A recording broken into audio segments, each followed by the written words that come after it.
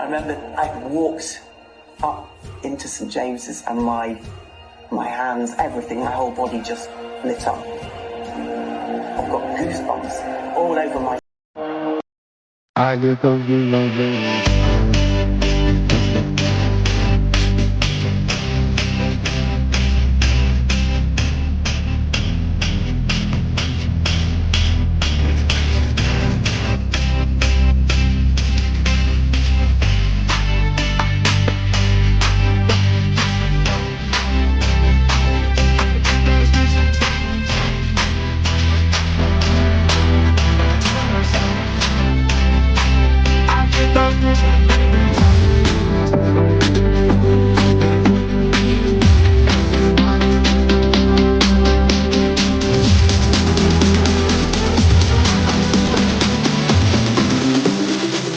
I get those goosebumps every time I'm around you. You ease my mind, you make everything feel fine.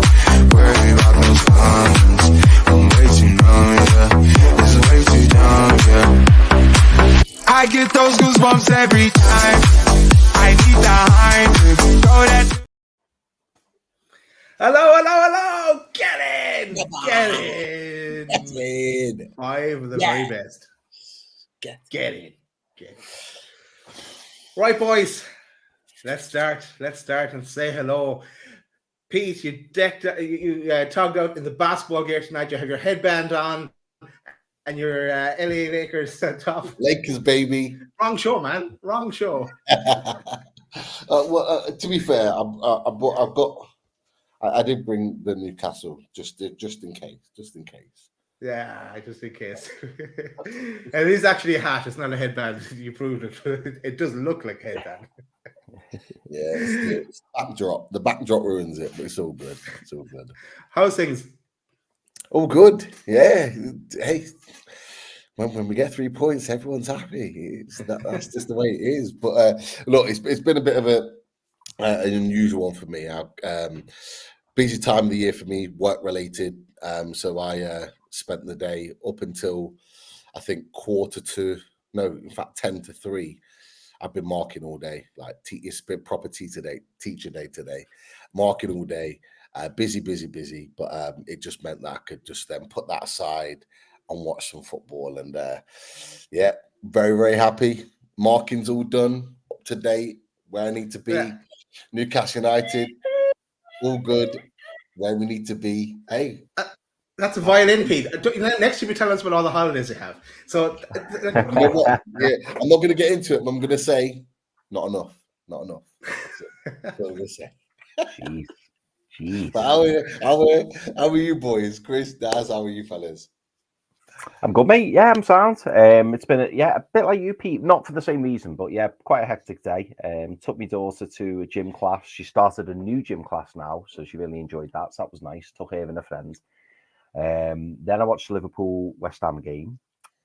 Then I watched our game, and then ended up started doing painting, which is why it's been a bit of a mad rush to get ready for the show. Yeah, because when the wife come home, she went, "Oh, let's get some paintings on." So we've just been doing some painting. So didn't get to see the Everton game really, even though they won again. But yeah, really looking forward to doing the show tonight, and obviously it's fantastic, isn't it? You know, doing these shows when you come off the back of a big win, and such an important win as well. So yeah, I'm having a really good weekend so far. But Daz, how are you, mate? I'm good. When you said painting, it's not like artistic and like these are going to be our prizes for our members draw anymore. Oh, what happened to everybody else? Yeah, there we are. Oh, that was weird. Hey. Don't know what happened there. So it's kind of house related painting. Painting the kitchen. Yeah. So I'm good, Chris. Not too bad. Like that, busy as well. My wife was working today, so just myself and the little fella, and went to do the weekly grocery shopping and get it all done for the week. Keep us going. But let's forget about all that kind of stuff. We're here now to talk about the game, and let's get into it. So this is the side that took to the pitch. This is the Newcastle team. So Barnes and Kraft dropped to the bench, and in came Murphy and Tino and Hall and Livramento came in. So that was our change. But what did you make of our starting lineup, lads? Pete, we'll go to you first. You know what? This is probably one more for Chris, because I think you talked about this a little bit after the review with Palace. You know, we were looking at obviously change. I think we all said we needed to change the formation. We needed to change the layout of the team, and I think you might have called for what actually happened. Seeing Hall and Livramento in the team was a big plus. We weren't sure if Livramento was going to be fit, though, were we? But we always know. Anyhow, in his cryptic messages, he hasn't trained all week. We're going to give him a training session today, and we'll see. He's probably been training all week, just hasn't been in the pictures. But honestly, great to see. And I think, stealing your thunder slightly, Chris, you said it in our chat. They're the future. Yeah, those are our future. Simple as. One surprise: Murphy starting with Barnes. Surprise, maybe a surprise, maybe not, depending on your opinions on things. But Murphy starting and Barnes being off. Barnes didn't play well, but there was a lot of players that didn't play well against Palace. But they're the three main changes. I didn't expect anything else. Nice to see that Eddie Howe was willing to shake it up a little bit and make changes. That was one little positive. Yeah, cool. This is the Sheffield United team who had a big game today, playing for their survival. Well, the writing was probably on the wall for them when they came to today. But Chris, your thoughts on the team? Yeah, to be honest, I think I said this to you boys as well. I was a bit frustrated with myself because obviously, as anyone who watches Away Days regularly knows that I pick the starting 11, and then obviously Keith Roll and Pete critique me. And I was a little bit frustrated with myself because I was and ahhing whether or not to say Murphy would start, because I had a feeling that Harvey Barnes might be rested, given that he's played a lot of football recently and he's been out, obviously, for a long period. But anyway, I didn't go with that. I did have a sneaky feeling that Tino and Hall would start, but obviously it was dependent on Tino's fitness. So I think I went with Kraft in my initial lineup. But yeah, I mean, I was happy with the team. I thought it was right that we kind of reverted back to the 4-3-3, particularly when you're at home to Sheffield United. You know, we wanted to start on the front foot. So when I seen the team, I was happy. And obviously, Daz, thinking of you, I always look at that bench and I seen Alex Murphy's name on there, and I was like, Daz, made up with that. Yeah. Well, I'd say Alex Murphy's made up with it because he got to come on. That's a spoiler alert. We will go there. And the slander in our chat as well. I'll get to that as well. Don't you worry, Kobe. I'm coming for you. Right. I'm an innocent man. Before I get into it, I believe there's a super chat. Pete, tell us more. Tyson, massive thank you for your contribution to the channel. Just says to us, boys, great win, lads. Some concerning performances and frustrating start, but points and a confidence boost with the big win. Yeah, I have to agree with that. What do you boys think about Tyson's comment? I mean, we look into the concerning performances and frustrating stocks. I imagine you're going to cover it, Daz, but I had my own concerning performances, and that was just of my stream, really, for the first half. But again, I hate that streaming. I'm looking forward to actually the Burnley game, because it's on Premier Sports in Ireland, so I won't have to go through the pain and torture of keep switching streams. Right, I'm missing goals. Let us get into it then. Unreal display from War Flags. Again, absolutely class. And Pete, I know you tweeted out the bit. I think the video came from Dom Square, where Bruno runs out to the Gallagher and claps everyone as well. So applauds everyone. So yeah, nice one. Just absolutely amazing. He has to stay. How can he? He'll never in a million years will he get anything like that anywhere else. So that's what he's walking away from. Lads, I'm not gonna lie. I've been back and forth with this. I tweeted out last night because I read the Athletic article and it spun my head seeing that. I'm sure we'll get into it. We'll get into that conversation probably with Bruno maybe after we've kind of covered the game. But what I wanted to say on the back of your picture, Daz, is that video that I kind of like tweeted out.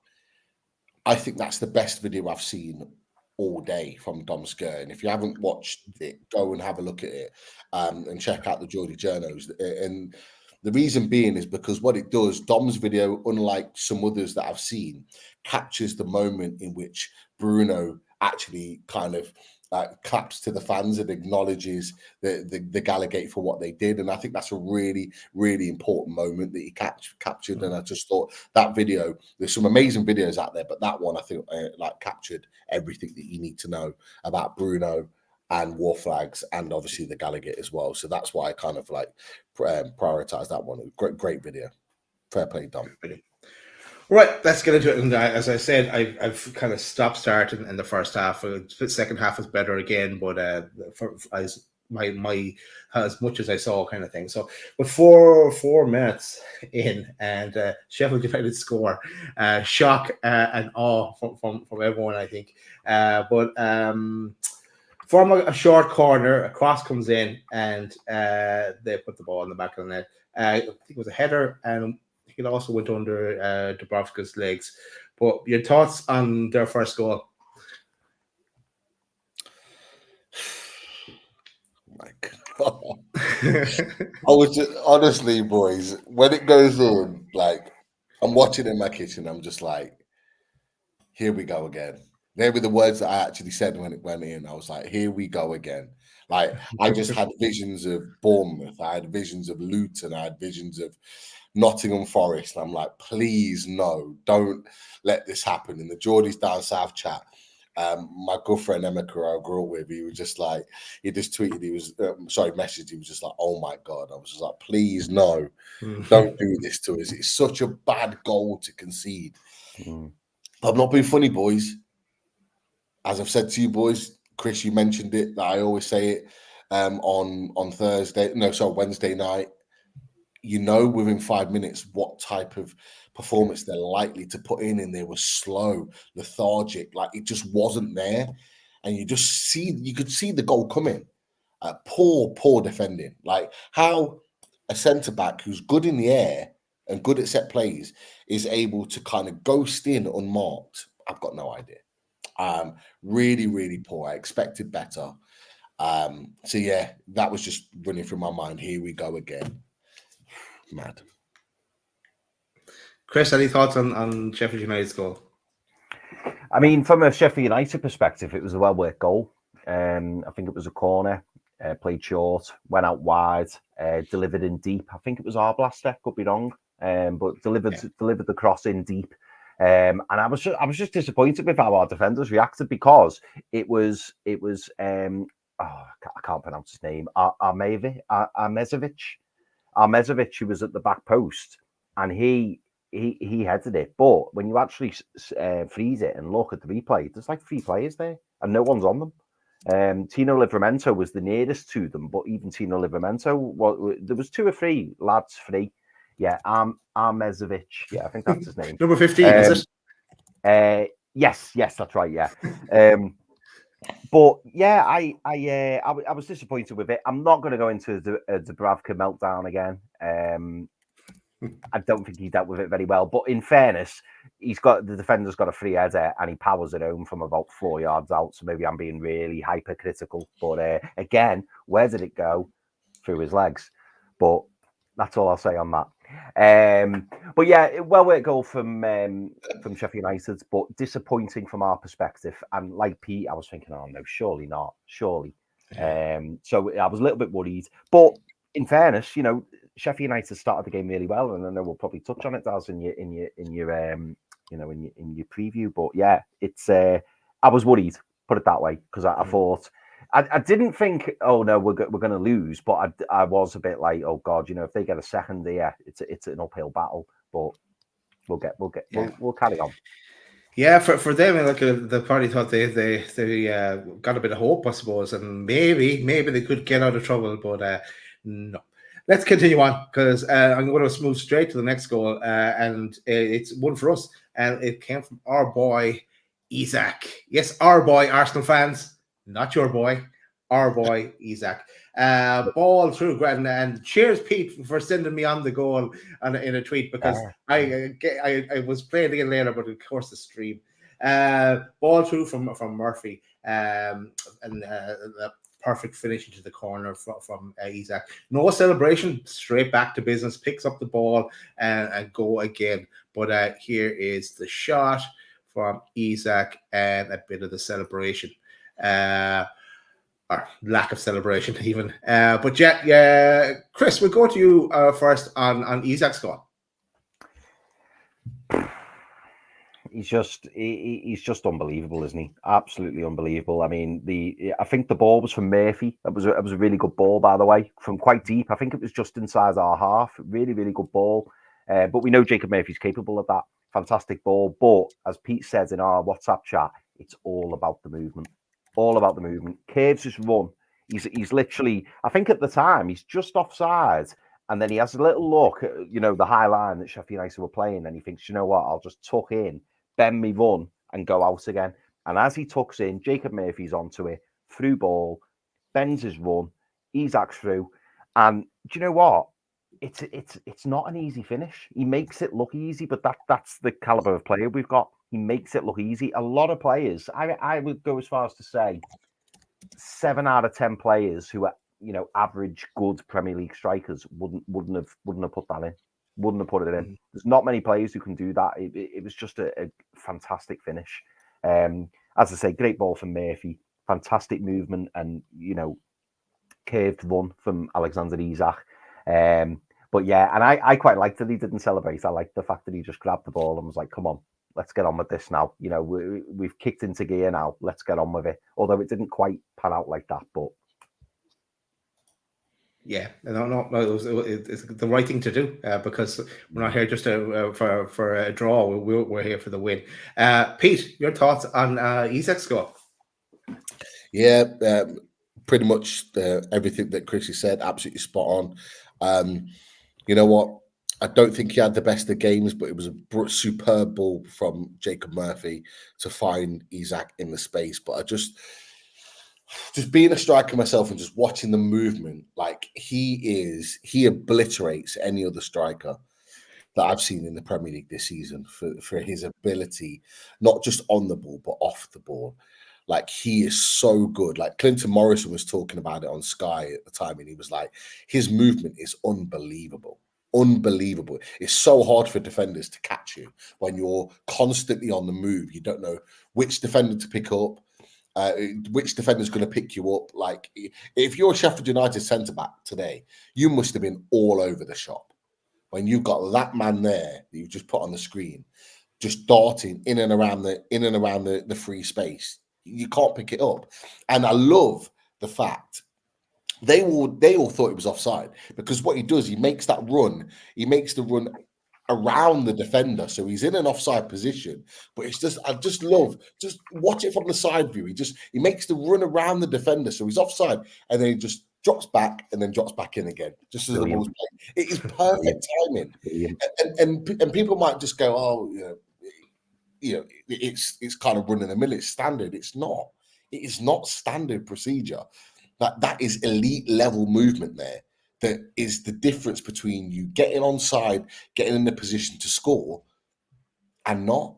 And we've not even talked about the finish. Like the finish is absolute bullet-like in the side netting of the far corner.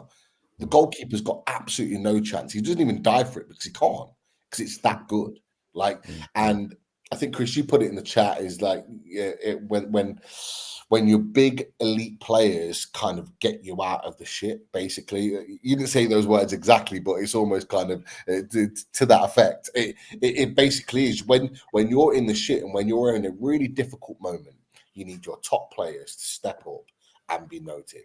And this is why he's the main man. This is why, for me, he's the best striker in the Premier League. This is why I would not trade him for anyone else in world football as a striker for Alexander Isak, because he has the lot. Superb finish. I could talk about it all day. I'm not going to. We've got many more goals to talk about, thankfully, but just a superb goal. Golden boot chasing Alexander Isak as well. One. Definitely. Just to interrupt slightly, I apologize. I was going to bring this up. A massive thanks to Daniel. Daniel, people within the community that are regularly in our chat will know that Daniel is a huge supporter of Load of Mag NUFC. Can't always join live. Great to have him with us. But he says, hi, guys. Been a while since I could join or could watch live. Listen via podcast. A good win. Lots of goals. I don't want to be the downer. I can't wait to not see Longstaff in our midfield. Can't retain the ball or make a 5-yard pass. I don't know whether you boys want to kind of have an opinion on what Daniel's mentioned around Longstaff. It's an open conversation because Daniel's not the only one to mention it. Social media is rife with this conversation with regards to Longstaff.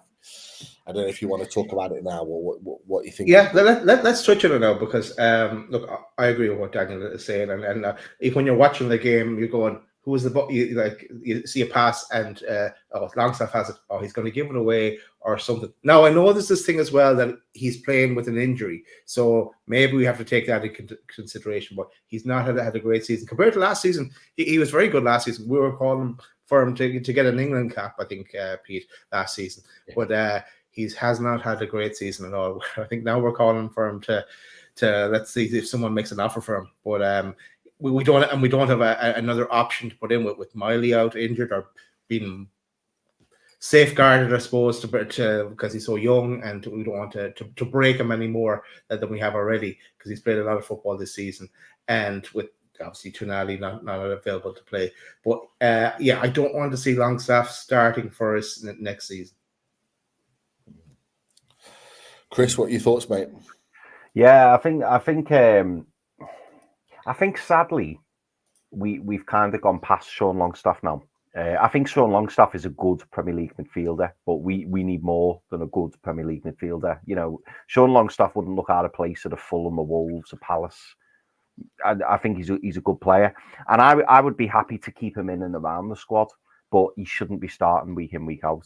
And Daz is absolutely right when he says, you know, he is carrying an injury allegedly, so we need to cut him a bit of slack. But on the other hand, when Daniel says, you know, about the fact that, you know, he struggles to retain the ball, that is absolutely true, and you know his passing can sometimes be off.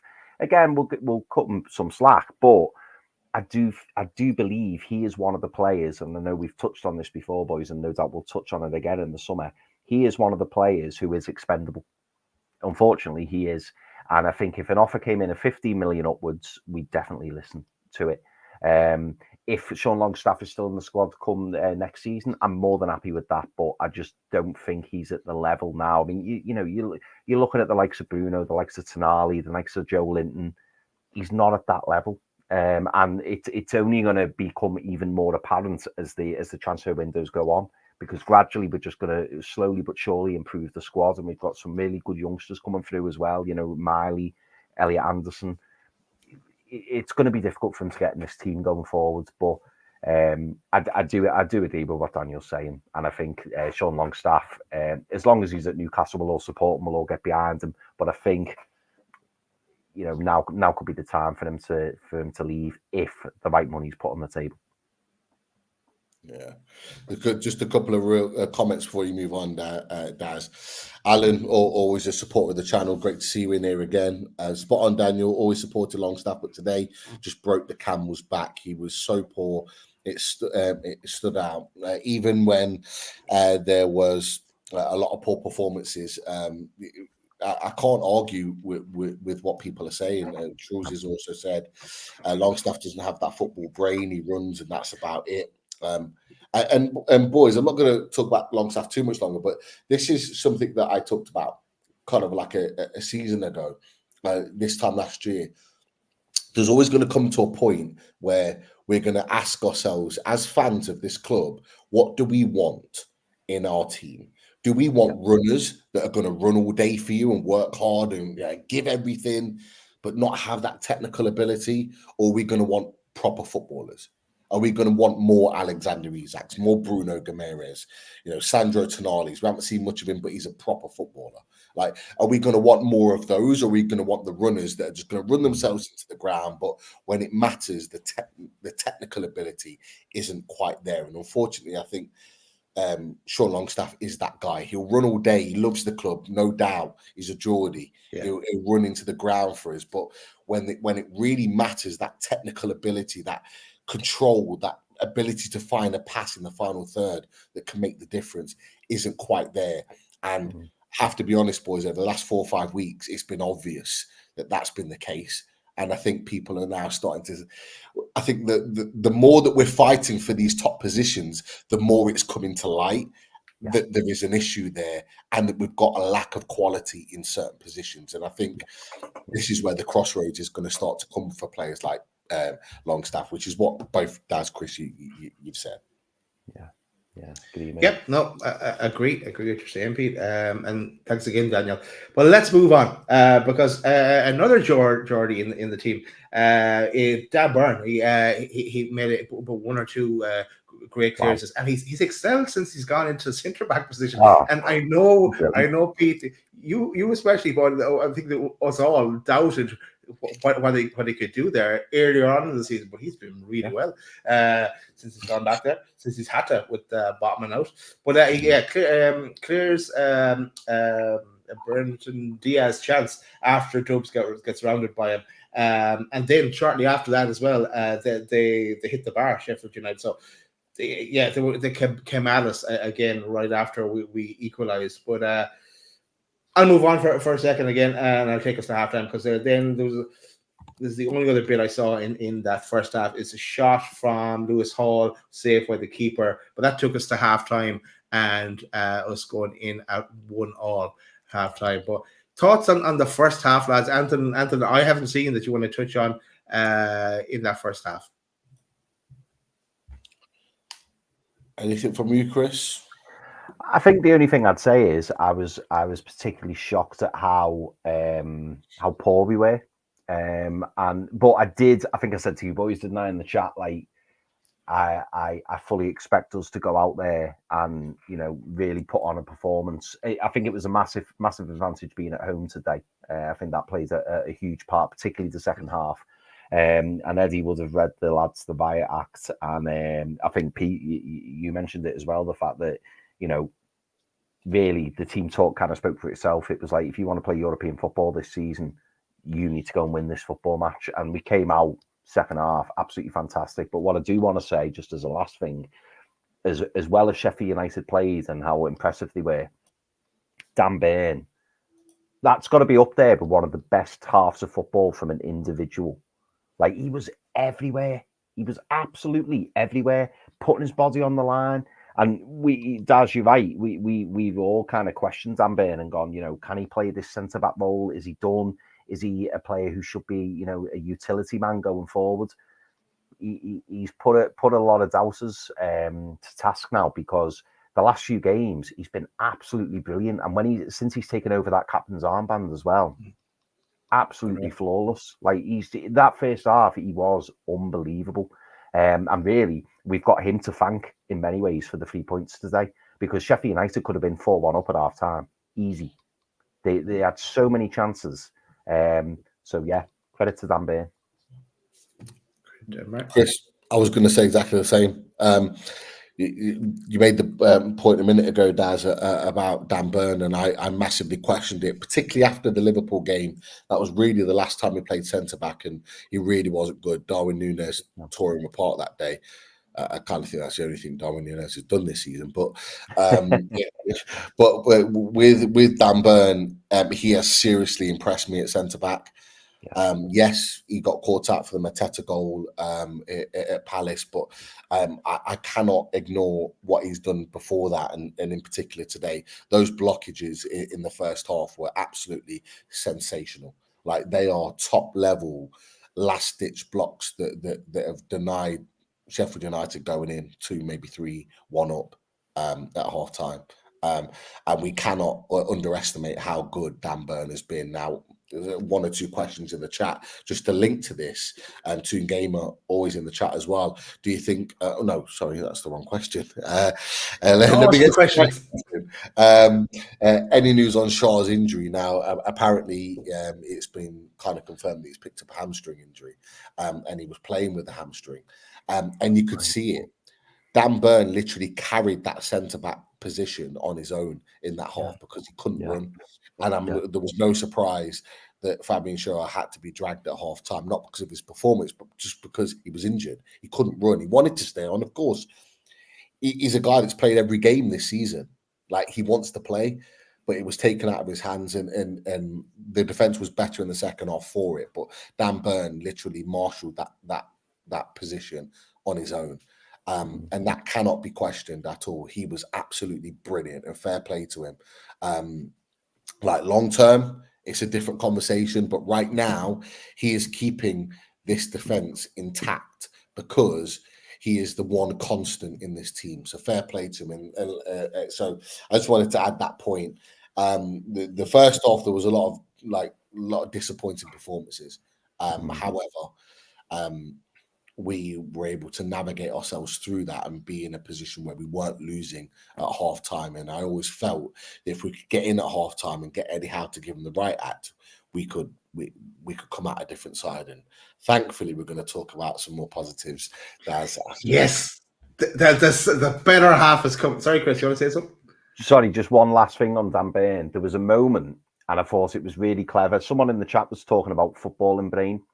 And there was a moment where Ben Burton Diaz was cutting in from the wing, and he was going towards goal. And Dan Burn stands there, knowing the fact he's 6'6", 6'7", stands there, and rather than lunge in and try and get the ball off Burton Diaz, bearing in mind it's in the penalty box, he just stands there and he slowly lets his body drop to the floor on his knee to just make himself big and imposing. And I thought, that's fantastic defending. You know, the way some players would just come in and just try and take the player, and if they miss the ball, it's a guaranteed penalty. He just thought, you know what, the angle's against you. I know what I'll do. I'll just drop my foot in front and just make myself as big as possible, and the ball ends up hitting him. I just thought it was really, really clever defending, but that shows his maturity. He's now early 30s, and his experience in the game, and that is a footballing brain, and that's sometimes what you need in you need it in your captain, and you need it in the person marshalling the defence. And Pete's absolutely right. That's exactly what Dan Burn did in that first half. Exactly. So the juicy bits, Jacob Murphy, that's your one, are coming for that second half. But before that, I want to give a quick shout out to our one of our sponsors. And while this is running as well, smash that like button. We want a few likes as well. You know the rules. 5 goals, 100 goals per like. So that's 500. That's a crazy total, but that's what we're setting out. But here's a shout out to one of our sponsors, the Radiator Shed.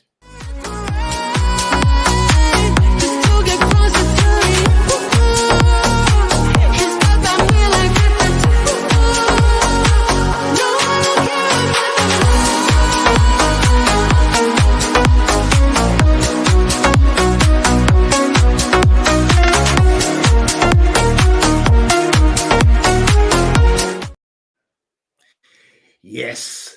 Contact Russ at the Radiator Shed for all your radiator needs. And also, why not, while you're at it, contact H2O Bathroom Design Co. If you're looking for any bathrooms and you're planning on doing up the house, contact the lads there, lads and girls, for the H2O Bathroom Design Co.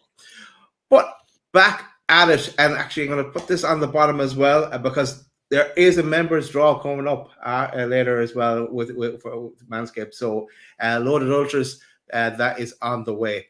So let's get going again into the second half, and we're straight back at it. Shar come off as Toon Gamer mentioned in his question earlier, and Kraft come on. But on 54 minutes, a goal I didn't see live. I only got to watch it back on my phone afterwards. But Bruno scored. Gordon free kick and a diving header from Bruno to make it 2-1 Newcastle. And of course, as Bruno always does, he does a variety of celebrations, which I have not seen yet. But he raises the flag by the looks of this picture anyway. Yeah, well done, Bruno. And of course, it was Bruno Day with the Brazilian flags in the Gallowgate. But lads, thoughts on that second goal? Pete, we go to first on Bruno's goal. Just a brilliant, well worked move. We needed that second goal to kind of, get, obviously edges in front, but to make the difference. Because I always felt that if we got the next goal, that we'd go on and win the game. And in previous games, I talked about the Bournemouths and the rest of them. Like, we haven't got that goal, particularly in the second half. The other team have always got it first. But it was a great move in. I believe it was Gordon that played the ball in, and Bruno just lurking at the back post. It's not the first time we've done that. Forest away with a superb volley. He's got a little bit of a knack of arriving late at the back post, but a great header into the far corner. Just a great goal. However, the celebration kind of makes it for me. That's him kind of putting his kind of flag to the mast. He's the guy. He's the main man. This is his arena, and he is going nowhere. Fingers crossed. He is the man to lead Newcastle United forward. That is a special moment. That him lifting the corner flag with the Newcastle United badge up there. You can see the emotion in the Gallowgate, in the strawberry corner. They are loving every minute. And there's a moment where he kind of like, after he puts the flag back, he just kind of turns and his arms are out to the fans. Like, I'm sorry, he ain't getting this anywhere else in world football. No way. He is not getting the love that we give him as a fan base anywhere else. He might get trophies, and that's absolutely fine, in abundance at other clubs. And that's what players want. Of course, we want our team to have all the trophies. However, we're building something here. We will be winning trophies in the future. There's no doubt about it. And he's a huge part of that. Like, he's the linchpin of this team. And there is nowhere else that he's going to get the love and adulations that he gets at Newcastle United. He'll just become another player, a number. And, sometimes you've got to think about these things. I had a little bit of a moment yesterday where I was panicking. I was thinking we're going to lose him today. I was watching that play out, right? I'm saying he stays. Bruno stays. I may be changing my mind between now and June, the last week of June. But look, we love him. What did I do, Pete? Don't listen to it. He's going nowhere. Maybe I need to do the old Daz Perez a little bit more often. But no, for me, the goal was a brilliant goal, but the celebration and the moment there with the fans, that just tops it for me. Superb stuff. Chris, your thoughts on Bruno's goal? Yeah, it was. Do you know what? It was another well-worked goal, but very simple and effective. I think since Kieran Trippier has been out the team, we've seen Anthony Gordon take a lot more set pieces, whether that be corners or free kicks, and it was a fantastic delivery from Gordon to the back post, and then Bruno just peels off his marker, and it's a good header. It is a good header. You don't normally associate Bruno with like scoring headed goals, but he took it really, really well. And I just want to echo what Pete said. I mean, I have a lot of my red and blue mates constantly going on to me saying Bruno's going, and then obviously the news came out about his release clause. And the big thing for me is just to add to what Pete's already said, which is absolutely spot on. Over the last few days, it's just kind of made me think, do you know what? It's going to need to be a special club to tempt him away from Newcastle. And even if that special club comes in, is he going to be speaking to his family? Is he going to be speaking to his dad, his wife, his kids settled, loving being in Newcastle? Is he going to think, do you know what? I can either go to this club and win a lot of trophies, or I can stay here, receive the adulation I get week in, week out, be loved, Kinder Buenos galore, and he will be a legend here. Like, I actually think Bruno won't leave until we win something. Then I think that it could be a conversation starter. You know, like next season we go and win an FA Cup or a Carabao Cup, or God forbid, win a European trophy. Then he might go, do you know what? I've come here, I've done what I needed to do. And if a big club comes in, and when I say big club, I'm talking like a Real Madrid. If a Real Madrid come in for them, I'm not even 100% sure that, like, I'm not even 100%. Oh my God, Chelsea are losing. Well, I'm saying like, I don't know why I'm so shocked. I'm not even 100% sure that even if like a PSG or a Man City come in, would he just look at it and go, I think Real Madrid or Barcelona is a different kettle of fish. I do believe that. So yeah, I'm confident we'll keep him, and as long as we keep Alexander Isak as well, and the likes of Tonali, Joe Linton, who signs his new deal, and we bring in 2 or 3 other big players, Bruno's going to be thinking, wouldn't mind a bit of it, because he would go down as a legend. He really would. And like I say, if it's whoever is in the Newcastle team or squad when we lift that first trophy, they are just going to be legends. And I think Bruno is going to epitomise that. And I think he knows what he's got. He's good for us, and we're good for him. Yeah. I was just going to say that. Yeah, I think he's definitely here next season. If we weren't to get Champions League football next season, though, I think he may go then. And I've got a question then. That release clause, which is the last week in May and to the end of June, is that valid like next season as well? Then is it every calendar year? It's not been confirmed, has it? It's not been confirmed. Unless Pete, sorry, do you know if it's been confirmed? No, I don't know, but I would imagine it would be. I would like there are players now that have got the release clauses that are only open for certain parts of the summer, but are open for multiple seasons, and it will all depend on various different things. So for me, from what you said, Daz, I'd take that all day long. I would take Bruno staying this season, and I would hedge my bets and go, I think we can get Champions League next season. Yeah, because I genuinely think Newcastle United will be in the race for Champions League football next season. Oh, 1,000,000%. And let's not forget, we might not have the 5th space in England this season, but we could still get it next season. Yeah. And I've got a huge feeling that if 5th space is up and open next season, we will definitely be in the race for that. Because let's not forget, we talked about some of the results that we've dropped earlier on this season. If we'd have picked up those results we'd have expected to, we'd have been in the race for Champions League football this season. Yeah. And so the injuries aside, we'll be there. I'm willing to take that. That's exactly what you just said, because I back this team to do it next year.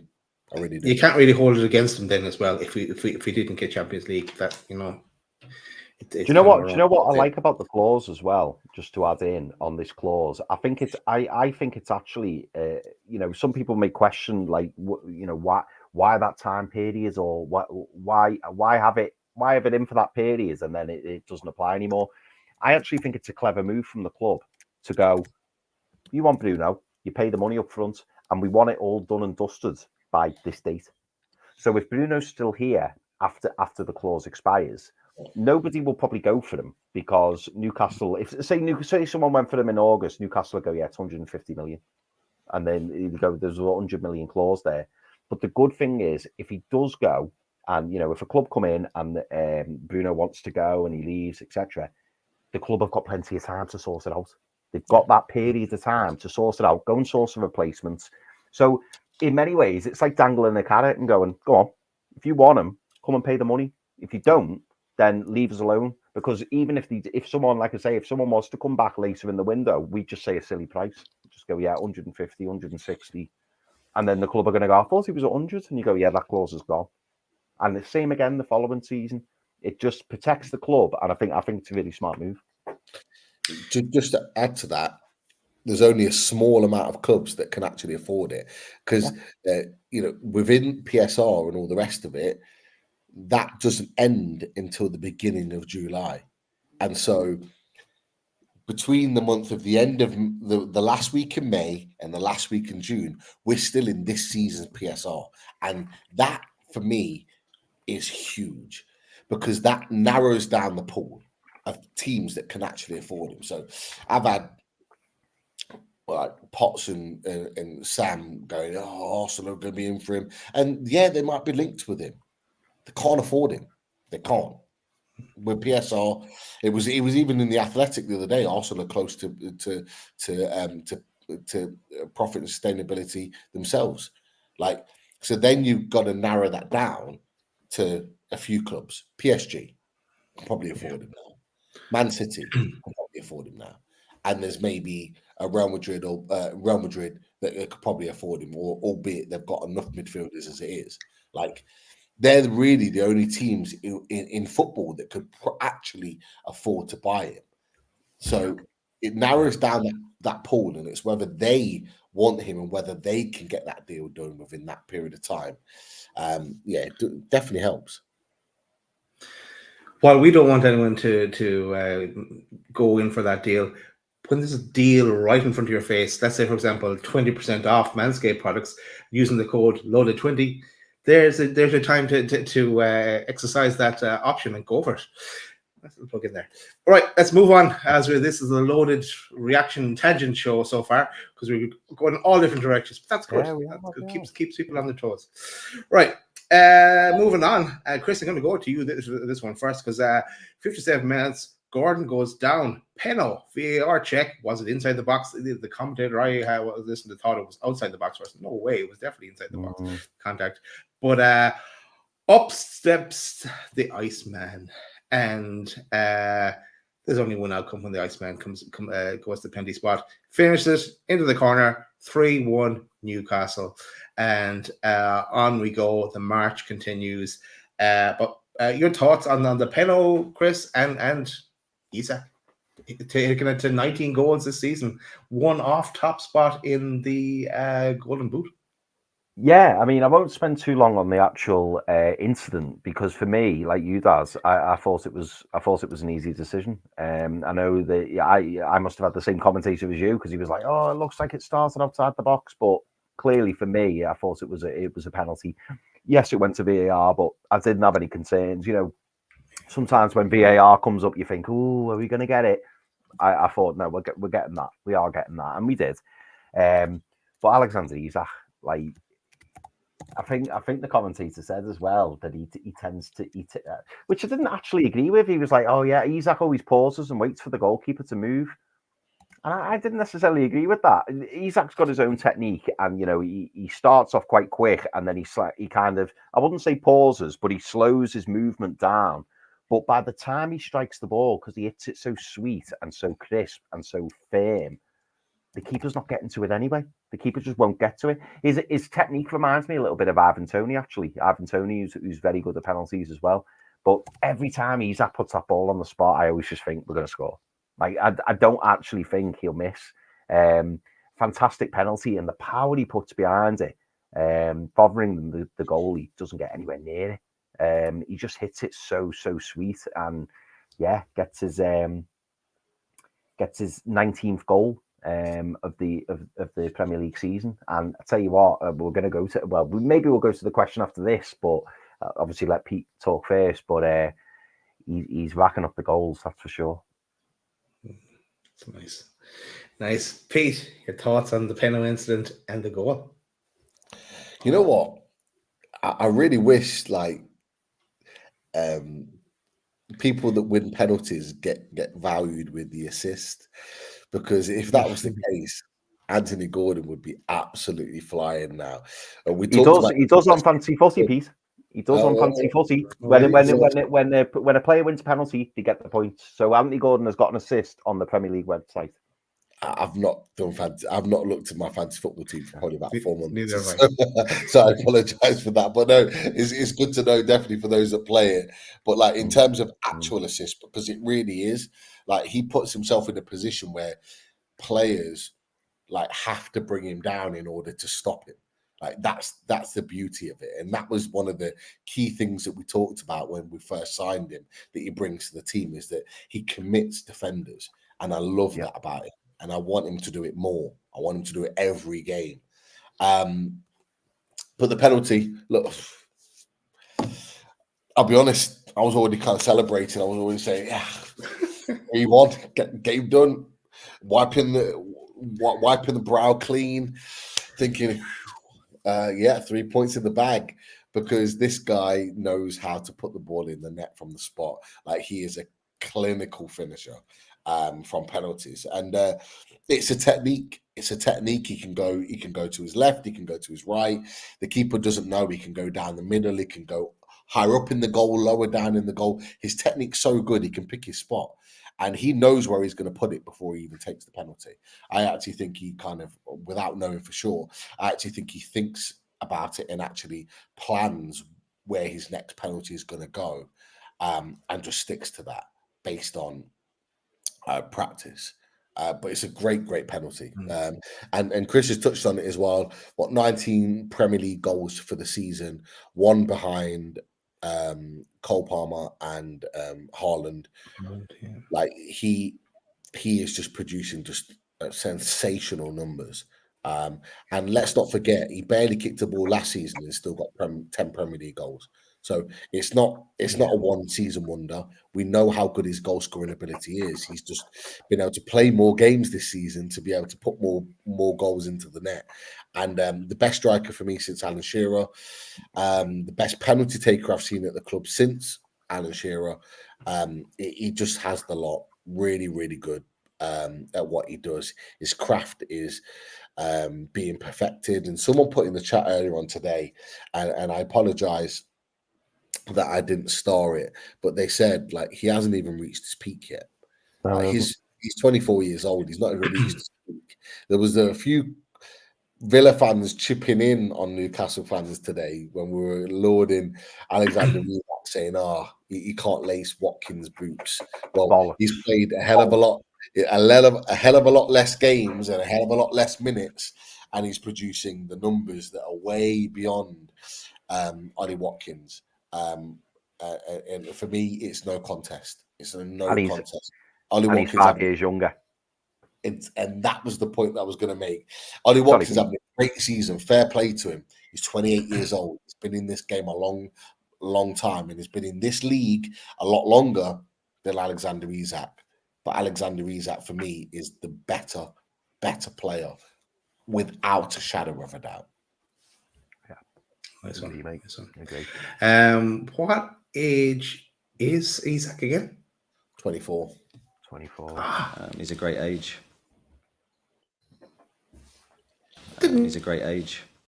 He is a great age. He is a great age, Eddie. You're right.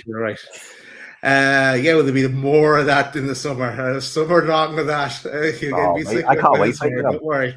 We need to get the point right, because we all need to get it in sync. So let's all do it now. Just all get a figure. We'll get a picture. I like we'll play that. We'll play a video of us pointing. That's what I'm going to do. If we get the picture of us all doing the point, we know. Great age. If anyone's new to NUFC, if you haven't seen our fully loaded transfer shows, you're going to see a lot more of that when we talk about players. Right, back on this roller coaster, and because we go off on another tangent, but we're heading towards goal number 4, and this one, nice, no picture on this one, but own goal gets a picture as well.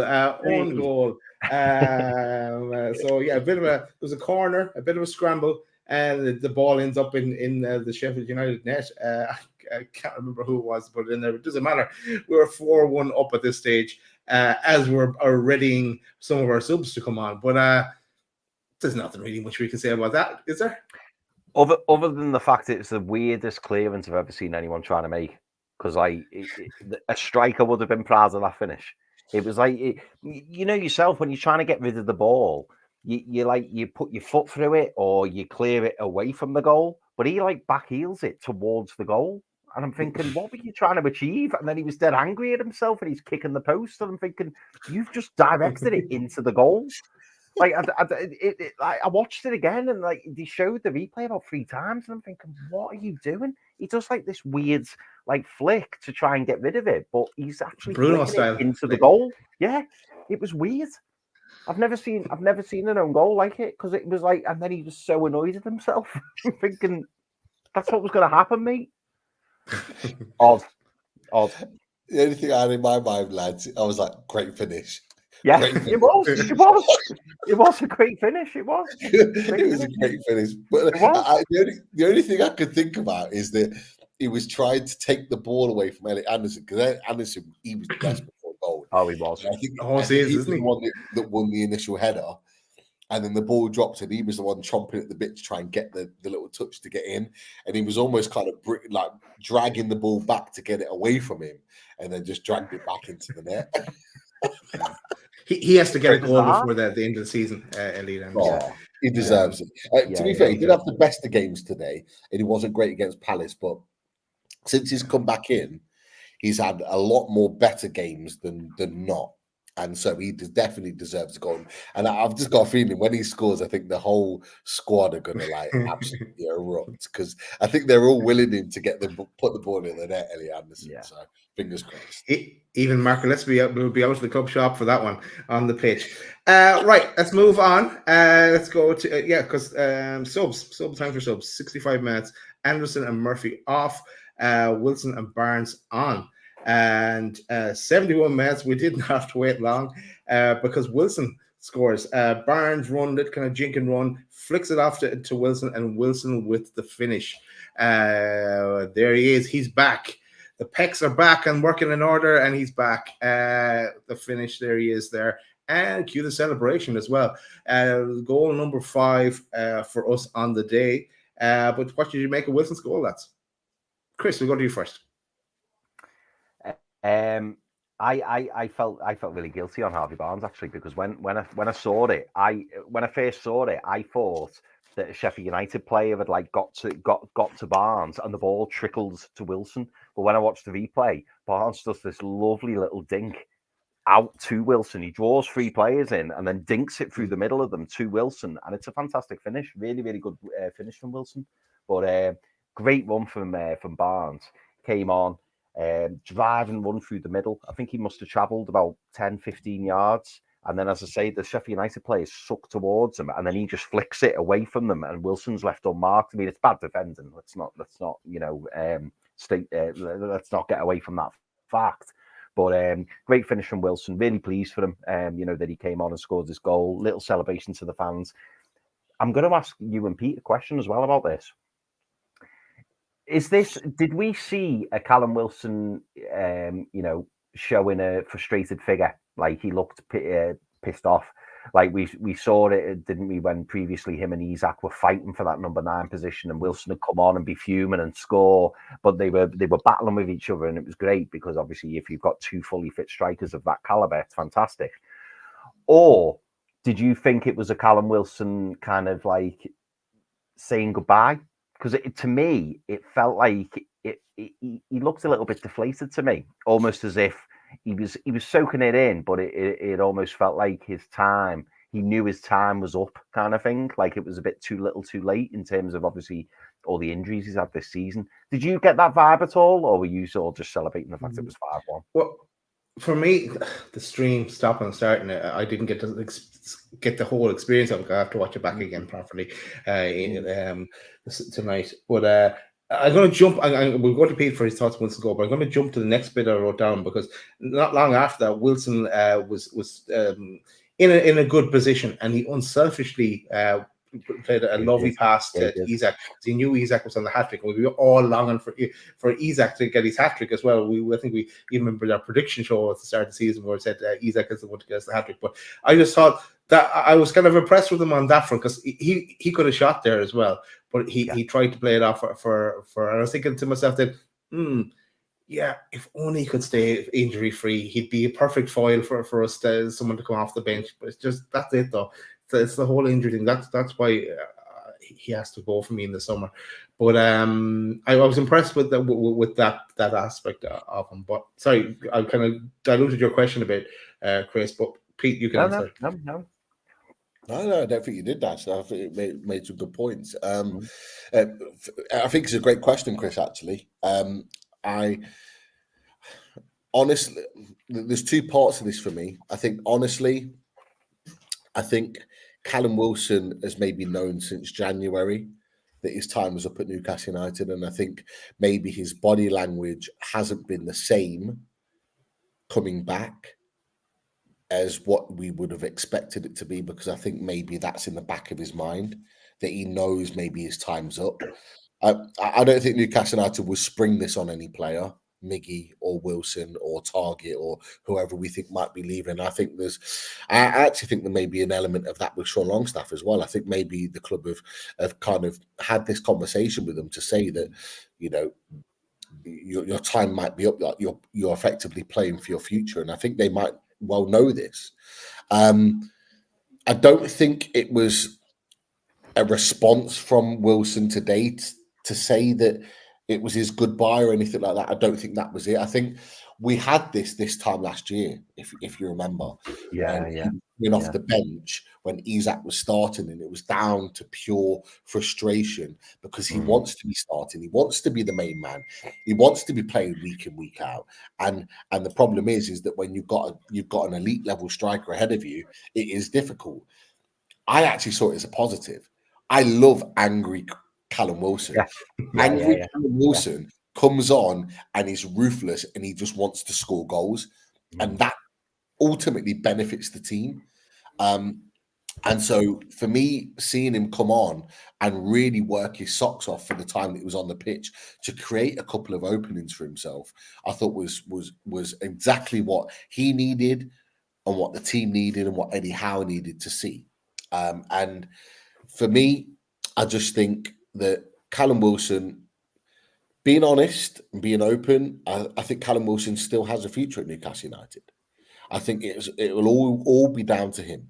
If he can stay fit between now and the end of the season and he can score a shed load of goals, I think a conversation will be had in the summer of whether we keep him or not. Now, I think, is there more chance of Callum Wilson leaving the club? Yeah, I do. I think there's a higher percentage chance that he leaves the club because we're going to need the money for him. And there's a chance that another striker comes in. But Eddie Howe made a point in his press conference to replace Callum Wilson would cost a hell of a lot more money than what it would take for us to what we got to sell him. So if we sold him for 10, 20 million, it would cost a hell of a lot more to get a replacement of his level in. And I think that's a really fair point from Eddie Howe. The problem is that we can't afford for Callum Wilson to have any more injuries this season, next season, and beyond. And that's, I think, the tug of war. However, I made a point to you boys last summer, and I said I would take Callum Wilson as a third choice striker. And I genuinely think if we get European football, a conversation around Callum Wilson being a third choice striker may well be a conversation that we have on the Fully Loaded Transfer shows. I genuinely believe that is a conversation, because I think if you can keep him and he can be third choice and be the backup or the starter in a European competition next season, I think everybody at the club would take that, knowing that we've got another one in there as well as Alexander Isak. It all depends on who goes. I think if, and I hate to say it, if someone like Bruno leaves the club, I think it gives us more scope to keep Callum Wilson. I know. I don't want him to go either. But what I'm saying is that if someone else put it in the chat, and I think it's a really important point, if Bruno Guimaraes leaves for 100 million, we can then spend as close up to 400 million just off that transfer alone. That gives us more scope to be able to get better players in of a higher quality. And that would mean that someone like Callum Wilson could potentially stay at the club. However, if Bruno doesn't go, and this is what we all want, including myself, I think we may have to sacrifice Callum Wilson. And I think Callum Wilson maybe knows this. I think Eddie Howe has probably had this conversation with him, and maybe that's part of his body language. But hey, I want him to keep scoring goals. I want him to still be angry. I want angry Callum Wilson, because an angry Callum Wilson can only benefit Newcastle United. Yeah. No, I think that's fair, Pete. And just to add in before we move on, I think It's difficult with Wilson, isn't it? Because you can see the quality. You know that he's a quality player, and you know that when he plays, he's. I loved when Newcastle tweeted when he scored. Callum Wilson scores goals, and he does. He absolutely does. But you just need him on the pitch. And for me, the big question, like you've said, Pete, will be if we sell it. If there's an opportunity to sell him for good money, will we? I think we probably will, assuming that assuming we're not getting rid of the likes of with Bruno or an Isak or someone like that. But also, I think the club will also be thinking we can't go into next season with Isak and Wilson alone. We just can't. So we've got to bring in that third striker. Now, will that striker surpass Callum Wilson?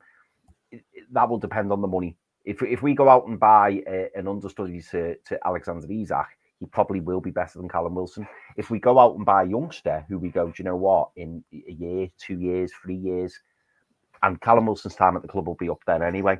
And then if Callum Wilson does pick up an injury, you've got this new guy who can, is learning his trade early. So for me, in an ideal world, it would be great if we could bring in a young striker, young, hungry 19, 20-year-olds. Someone in the mould, I'm not saying him, but someone in the mould of like a Armando Broja. Someone like that who's young, won't expect to start every week, is learning his trade. I think he's 20, 21. Been talking about for 4 years, so I don't know. Yeah, I know. He broke on the scene early, but yeah, he's still young. But someone in that mould, someone who doesn't expect to start, but someone who can come in and still do a pretty good job. Callum Wilson would still be above the likes of him for next season, but then the following season, you'd then be finding they'd be getting closer, and then he would surpass Callum Wilson. That would be the ideal, and plus it'd cost you 25 million-ish. But if you want to go and buy a player, even who's near to Alexander Isak, you're talking over 50 million, aren't you? Easy. And then you've got to keep him happy. You're right, Pete. This is going to be a conversation for the summer. I don't think Callum Wilson will want to drop, or he will feel he should not be third striker. Hey, Summer, how's it going? Hey, how you doing? You had a good day, haven't you? How do you feel about Newcastle United winning 5-1 today against Sheffield United? Are you happy Newcastle won 5-1 today? Very. Can you do me a favour? Can you go and tell your mum that, please? I want you to go and tell the mum about us winning 5-1. Okay. Thank you. He's going. You're in trouble now, Pete. Civil War. She's asking when we're watching, I apologise. She's asking when we're watching Britain's Got Talent. Right, let's move on, because I've already mentioned the unselfish pass from Wilson. 81 minutes, Alex Murphy and Matt Ritchie come on, and Hall and Gordon come off. And then, as I get my phone ready here, for no particular reason, Pete, there's a penalty claim for Sheffield United. So Alex Murphy gets in a bit of a tangle. I wrote down here, how is it a penalty? VAR gets involved. Then the ref goes to look at it as well. At the same time, and my stream was well behind, Pete goes, for fuck's sake, Murphy, laughing at me, because I said at the start of when the team sheet was out, if we go a couple of goals up, there's no point of bringing on Dummett at the end. Bring on Alex Murphy, give him a bit of experience. And he did. Then, what does Pete say then? Great tackle, Murphy, after it was ruled out as not being a penalty. And I said, that's more like it. Come on, Galway. So, no penalty. But yeah, the defender, that striker was kind of wrapping his feet around Murphy's, looking for free kicks. He closed his feet, both legs at one point, and hung on to Alex Murphy's sly little tricks he was playing. I suppose that's something that's going to have to get used to as well, playing in the big leagues. But that in all, let's talk about that. It obviously wasn't a penalty for you guys either. No, I didn't think it was a pen, to be fair. And you're right, Daz. When they showed the replay in slow-mo from behind the player, you're absolutely right. You could see that the player knew the contact was going to come, so then he wraps his leg round Murphy's foot. So yeah, you've seen them given, don't get me wrong, but I think it would have been harsh. And you know what? It's important to say as well, I'm really pleased it didn't get given for Alex Murphy. I think Bruno, Yeah. the commentator, commented on the fact that Bruno went up to him and, like, you know, tapped him on the head, because that was giving him a big confidence blow. Even though the game was sealed, the game was done. Yeah. No one wants to come on as a sub and give away a penalty, so I'm pleased. Hey, Thomas. Yeah. But Kobe, any want to defend yourself there in any way, shape, or form? I thought it was a great tackle. I thought it was a great tackle. I really did. I didn't see it initially, because obviously when you're watching it in game, it's from the other side of the pitch.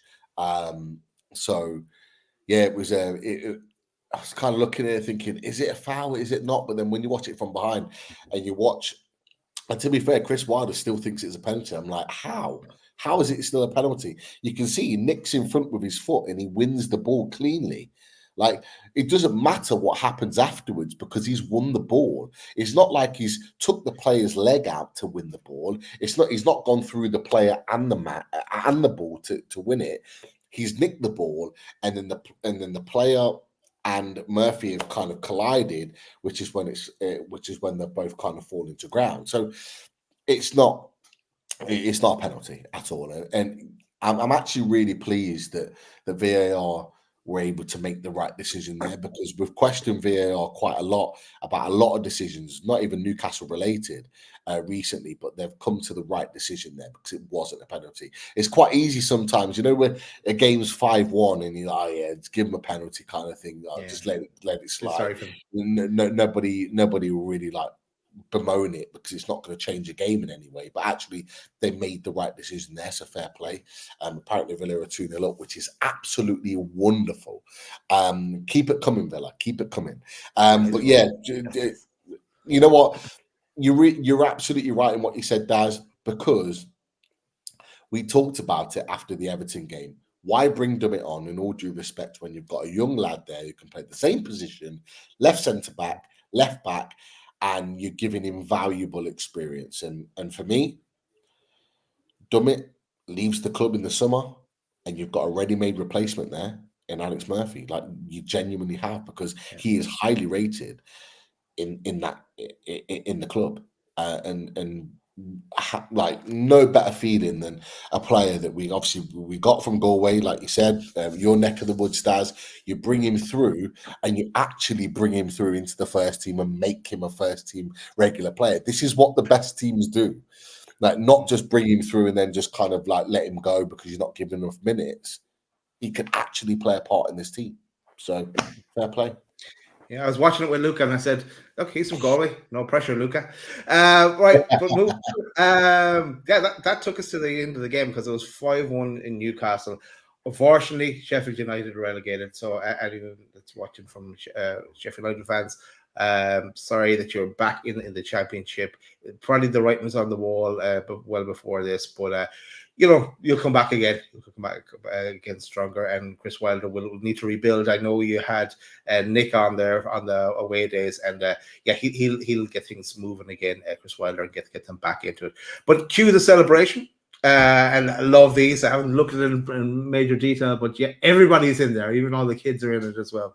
And you see Trips in there. You see Matt Target in there at the back as well. Shars in there as well. Joe Linton, yeah. So everybody.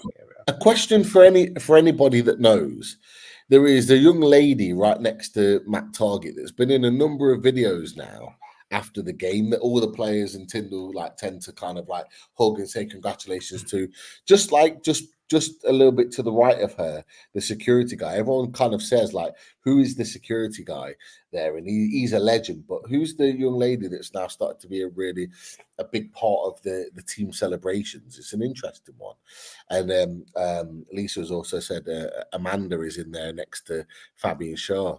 I think in between Fabian Shaw and Kraft, which I did notice earlier on. So Mirdad's in there. The whole team are in there, which is great to see.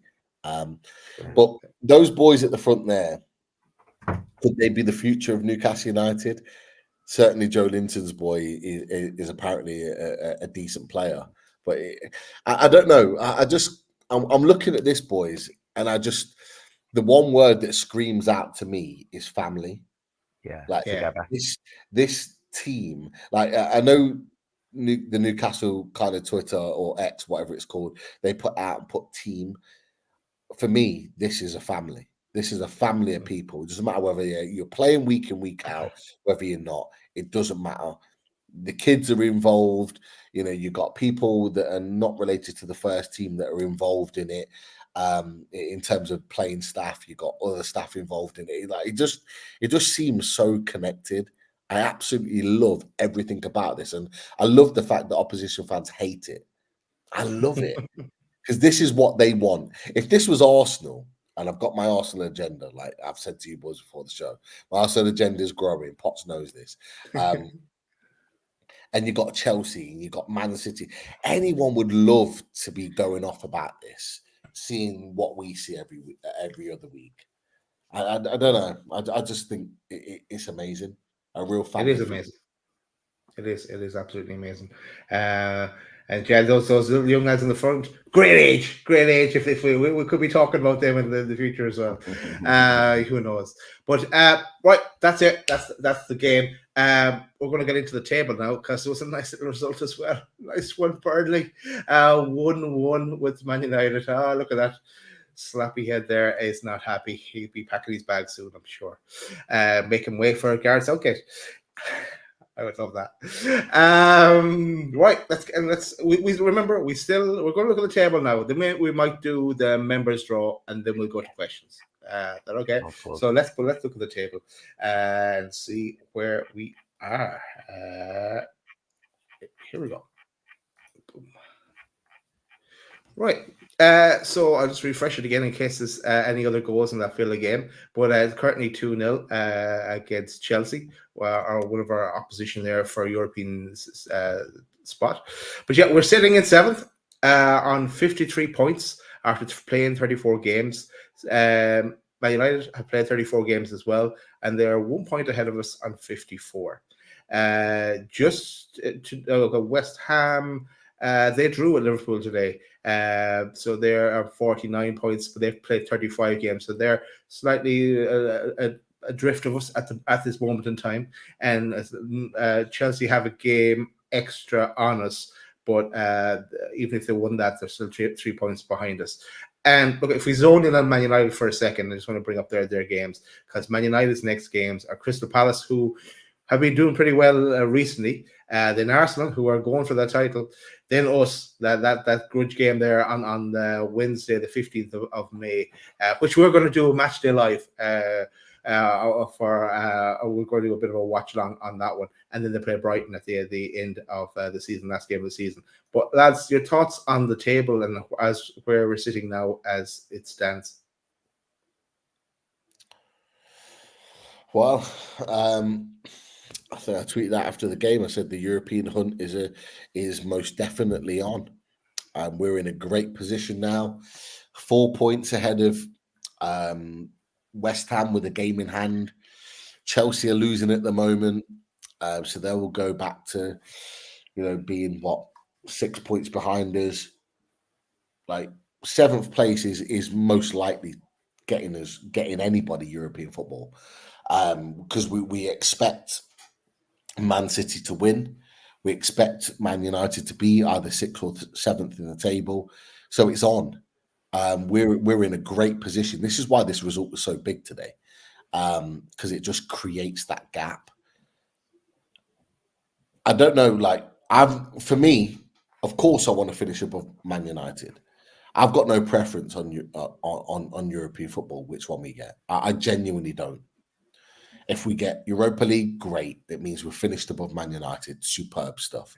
But if we finish 7th and we get Europa Conference League, I'm genuinely confident that we can go and win that competition. And that, for me, will be the target to win potentially our first trophy in 70 years. So this is why, for me, European football is so important for those reasons. Add to the fact that it could potentially keep Isaac and Bruno at the club for another year, because they will know, and I think the club will say to them, we can win this competition next year. And that might keep them for another year. But it's getting closer, boys. I think I put that picture up the other day of the points narrowing for the teams around us, or the West Hams, the Chelseas. Brighton are 12th, by the way. I added Brighton in that conversation. They're 12th. I could not believe it. You've got Fulham that are a point behind them. Yeah, they've got a couple of games in hand. Palace are 5 points behind them. Bournemouth are a point behind them, or a couple of points behind them, sorry. I couldn't believe it. Yeah, they've really dropped, right, Brighton. The last while, yeah, it's been hit and miss, hasn't it? Been they haven't got any consistency at all this season. Again, a lot of games with them going into Europe as well this season. Yeah. Definitely. What are your thoughts, boys, about the league? Let's go to Chris. I think we're sitting pretty.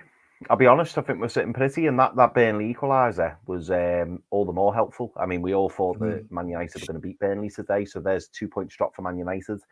You know, Man United's the fixtures you've just had up there, Daz, difficult games, and I do believe we've got a couple of winnable games, and I'll stick with my prediction, which was a little while ago when I said that I do genuinely believe we'll finish 6th as long as we don't lose to Man United. I think we could go to Old Trafford and get a point. I think it's done. I think we'll have too much for them. I mean, if we end up finishing 6th, I think it's a really strong position to be in. And like Pete, you know, he certainly warmed me up, Daz. I don't know whether he's warmed you up as well to the Europa Conference. I think if we get Europa Conference, we've got a real strong chance of winning something next season. If we do get Europa League, the devil's advocate side of me thinks, you know, it's far more attractive to players if you're in that Europa League conversation, the step down from the Champions League. So I think either way, having European football is a must now. I think we've just got to get it over the line, make sure that we do it, and if we do, it will just make things a lot easier when trying to bring players in and also retain players. Because you know, having a European campaign is something that, you know, players want to do now. So yeah, I think we're sitting pretty. I'm happy. Cool. I'm gonna do this for a second because I have a feeling Summer's got a message back for Pete. Do you, Summer? Did you come back with a message? What do you mean? Okay, maybe not. Tell me. About what? About the fact we won 5-1. Oh no. Oh no, she forgot. I'm coming back. Oh, go on. Great work, Subs. Yeah. You had one job, Summer. Good work, Subs. Good work. Let's move on. Let's move on from the table altogether. Actually, you know what? Let's get the spinny wheel up, and before we go to the questions, right? And to make it interesting, oh, go on. What did Mum say? She said, "Okay, nice, but it'd be better if Everton won." Ah, well, Everton did win as well, didn't they? She said, "Okay, nice, but it'd be nice if Everton won." And Everton did win, so she's happy. Good for her. Good for her. Let's not remind us of that. Right, let's get the spinny wheel up, and to make it interesting, I've left all the names in, so I haven't taken out the winners. So if someone comes out that has won before, we're going to spin again. Yes. I couldn't remember all the names that people have won, so that's why So Chris, tell us what's on offer this time. Yeah, so the first prize on offer is the Weed Whacker 2.0. So Weed Whacker 2.0, let me grab a picture of it. One sec, because it is here in the system, isn't it? I think. Where is it? There it is. Weed Whacker 2.0, the electric nose and ear trimmer. And one rogue nose or ear hair can be the difference between attracting the right or the wrong kind of attention by a hair. Cut to a painless solution, the Weed Whacker 2.0 with second-generation engineering and a superior cutting performance. It's skin-safe technology, waterproof, up to 45-minute runtime, intelligently contoured ergonomic design, 360 rotary dual-blade system, and a 7,000 RPM motor. So that is prize one, the Weed Whacker 2.0. Let's go. Let's see the winners. Best luck to everyone. Good luck. Who have we got?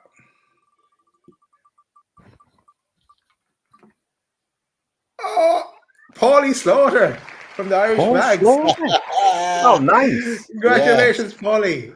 Well done, mate. Well done. Actually, there was a number of Irish Mags gigs and today, one in Bleakers in Dublin and one in Cork that Paul was organising. I believe there was food and everything involved, Paul, so there's no point telling him tonight. He will not remember. So I'll tell him tomorrow. This one. But congratulations, Paul. And nice one. Paulie Slaughter. So I'll remove this wheel. And Chris, what's prize number 2? Okay, so prize number 2 is the Buff Bundle, and that's a full body shower kit. So the Buff Bundle has everything you need to take your shower routine to the next level.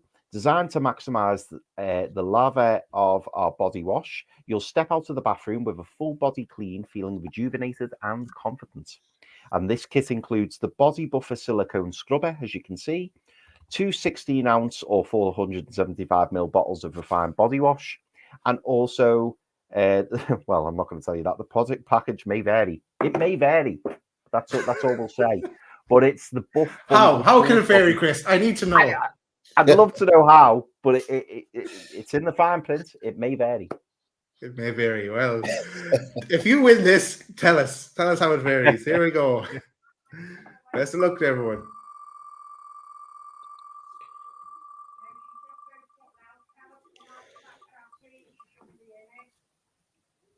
The Clonard. Clonard is another Irish Mags.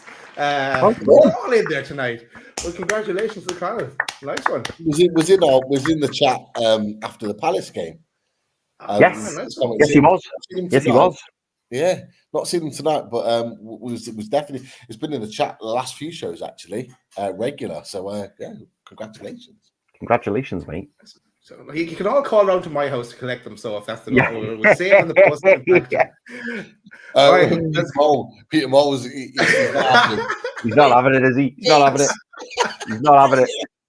Yes, Peter, I love it. Is there any of that? I'll probably get pulled out here in the next one. All right, prize number 3. What's prize number 3, Chris? Okay, and prize number 3 for our next Irish winner. Oh no, sorry. Prize number 3 is the Body Care Kit, men's hygiene essentials. So the Body Care Kit, show your body some love with our signature body scrubber and a lineup of premium products formulated with the highest quality ingredients for top-notch skin and hair care. And this kit includes 2-in-1 shampoo and conditioner with a refined scent, a body wash refined scent, the Body Buffer silicone body scrubber, and also a deodorant refined scent. So this is prize number 3, and this is the Body Care Kit. And can this vary, Chris? No, there's no variation on this one. No variation. Okay. So we know what we're getting. Let's see who we get here. Here we go. Not here to take part, we're here to take over. If it's another Irish winner.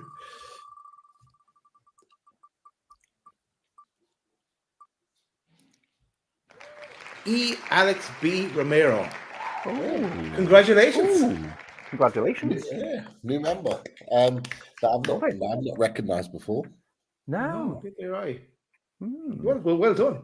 Well done. Yeah. Contact us. We'll try and track you down as well. But contact us and let us know, and we'll get that prize out to you, or contact Chris or any of us, and we'll put you in touch, and we'll go from there. But that's it. That's it for all the prizes. And also, Julie, we should also mention that before we go into the questions, that 20% off if you want to go on to manscaped.com and use the code loaded20 is the code, as you'll see there flashing across the screen, and you get your 20% off and free shipping as part of that. So check it out, see what there's loads of different things in offer, so check out the latest and greatest and quality products as well, actually, as we only know too well, lads. We do. Right. We do. Let's go to the questions and comments. All right. Some questions on here. There's a comment here. Isaac is unbelievable. Best forward in the league. Like, are you? I'm willing to put that out there. I'm willing to say he's the best forward in the league. I'm willing to say he's better than Erling Haaland, particularly as an overall striker. Are you boys willing to do the same? What are your thoughts on that comment from Craig? I'm going to say I said something different the other day, but I said Haaland was number one, but yeah, Haaland hasn't had the greatest season, and they were saying last year when Haaland went on the unbelievable run that he just got lucky that he didn't get an injury and he got a clear run at it. But yeah, Isak is turning into number one, isn't he?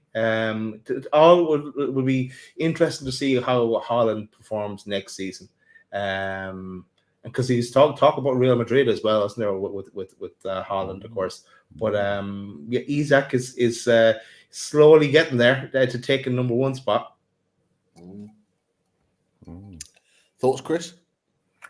I've actually got a question to ask you boys after this one, so apologies for segueing a little bit. But no, Pete, we had LB on, didn't we, for away days, and we were talking about this, and at the time we felt that Isak was the better all-round striker, but now I think there's no doubt in my mind anyway, and for a lot of other people as well, that Alexander Isak at the moment is the number one striker in the league. He absolutely is. He's proven it week in, week out now. And for me, he is a more complete player. But what I wanted to ask was, and only because of what Daz has just said, if Man City sell Erling Haaland to Real Madrid, will either of you be worried that Man City might come knocking on our door? I hadn't thought about it until Daz said it, and then I thought, ooh, because they're going to need, because everyone says, don't they? I mean, LB said it himself. They don't need Alexander Isak. They don't need him because they've got Erling Haaland. But if Erling Haaland goes... Will they not be in the Vauxhall Conference at that stage? Or whatever it's called now. True. Next season's the season. This is where the 115 charges come to a head. So we'll know either way. So you could be right, Daz. You absolutely could be right. But to answer your question, Chris, from my perspective, 100%, I'm worried. I'm worried. Like we are going. Alexander Isak is a phenomenal, elite European Premier League striker. Like he is. He can do everything, and this is the worry: is that if we don't hit our targets each season, the questions are still going to remain the same. If we get Champions League next season, and we've kept both Bruno and Isak this summer, which I believe we'll definitely keep Isak. Bruno's up in the air. We'll see on that. I think we'll keep them for another season because I think they want to play Champions League football with us again and they want to see us grow, especially if we're potentially Europa League or Europa Conference League and we win a trophy, they'll want to stay as well because we've got that trophy to back that up. But every season we don't achieve a target, that question's going to be asked. Yeah. And there's going to come a point where that will massively be a question that they will need to answer themselves. If Erling Haaland goes from Man City, it would make perfect sense to get Alexander Isak, and the reason being is because you look around European football. How many months have we been talking about Benjamin Sesko as an alternative option for Callum Wilson? Yeah. Because there isn't really anybody else that kind of grabs you that makes you think he's the guy. Let's go get him in. There just isn't. There isn't strikers around Europe. Is a very it's not a hot commodity. It's not. There's not many sought after strikers right now. And so when you've got one, you need to keep them close to you. And this is the real difficult thing. So Man City would be stupid if they didn't look at Alexander Isak if Haaland was to leave. So let's hope that Haaland stays. Yeah. Just let him sign a new contract. Let him keep him comfortable. I'm just linking into signing a new contract. Isn't there talk as well that Isak may be signing a new contract, that might include a release clause? One of these release clauses again that will plague us. It could be time boxed as well. Who knows? There's a lot of talk about the fact that I think there's a number of players in the squad that because we've not achieved Champions League football, that they will drop down a certain percentage on their wage. Because we've not achieved it. I think it might have been an agreement from last summer that if that happens, if we achieve Champions League football, your wage goes up to a certain amount. If it drops down, it drops down to, if we don't, it drops down to whatever. And so it makes sense for us to negotiate a new contract to make sure he's being paid what he deserves to be paid as one of the best players in the team, if not the best player, potentially. What I worry about that is this dreaded release clause being added in. And that's my only worry about any contract that's been signed by our elite players, is a release clause being added in, which I think Alexander Isak will sign him probably a new contract, a new extension to his deal. He's already tied down to 27, 28 anyway, but I think he will sign a new deal because he'll want his pay to be reflected. But that might be the caveat in there, that he signs with a release clause in there, maybe for next summer or the summer after. But let's see. Cool. Where are we going next? Okay. So we talked about Alexander Isak being a Samsonite Dove was talking about Sheffield United. So Sheffield United relegated in the last 2 relegations places down to 3 teams. How mental is it that we could see less than 30 points enough to avoid relegation? Now, first of all, commiserations. Sheffield United is a club that I obviously played for as a kid. Respect them. One of my best mates is a Sheffield United fan, so obviously they're in a difficult moment today. But based on this, how mad would it be that potentially the first time in maybe in history that we could see less than 30 points enough to avoid relegation? Yeah, so Sheffield United are obviously 16, Burnley are in 24, Luton Town are in 25. So all 3 of those have only 3 games left to play.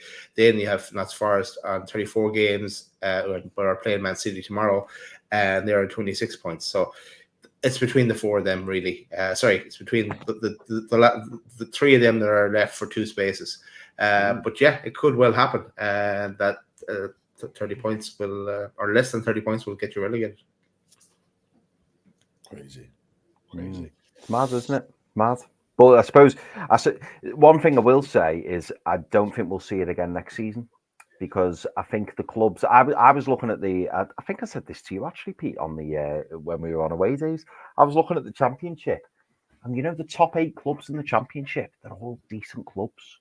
They're all decent, and we said at the start of the season that the clubs coming up, we were finding it difficult to see them staying up. I don't think that's going to be the case next season. Obviously, the PSR and FFP rules will play a part, no doubt. Depends on what the outcome of that will be. But Leicester are already back up. Got some good players in their squad. I was getting a picture ready for Pete. Leicester, already back up. Ipswich have been flying under their new manager. They're doing really well this season. Then you've got Leeds, you've got Hull, you've got Southampton. It's good teams. So I think it could be quite competitive near the bottom. And some Everton fans won't want to hear that, but I think it could well be. It could well be really competitive next season, because I think the teams coming up are going to be of a higher quality than the ones that came up this season.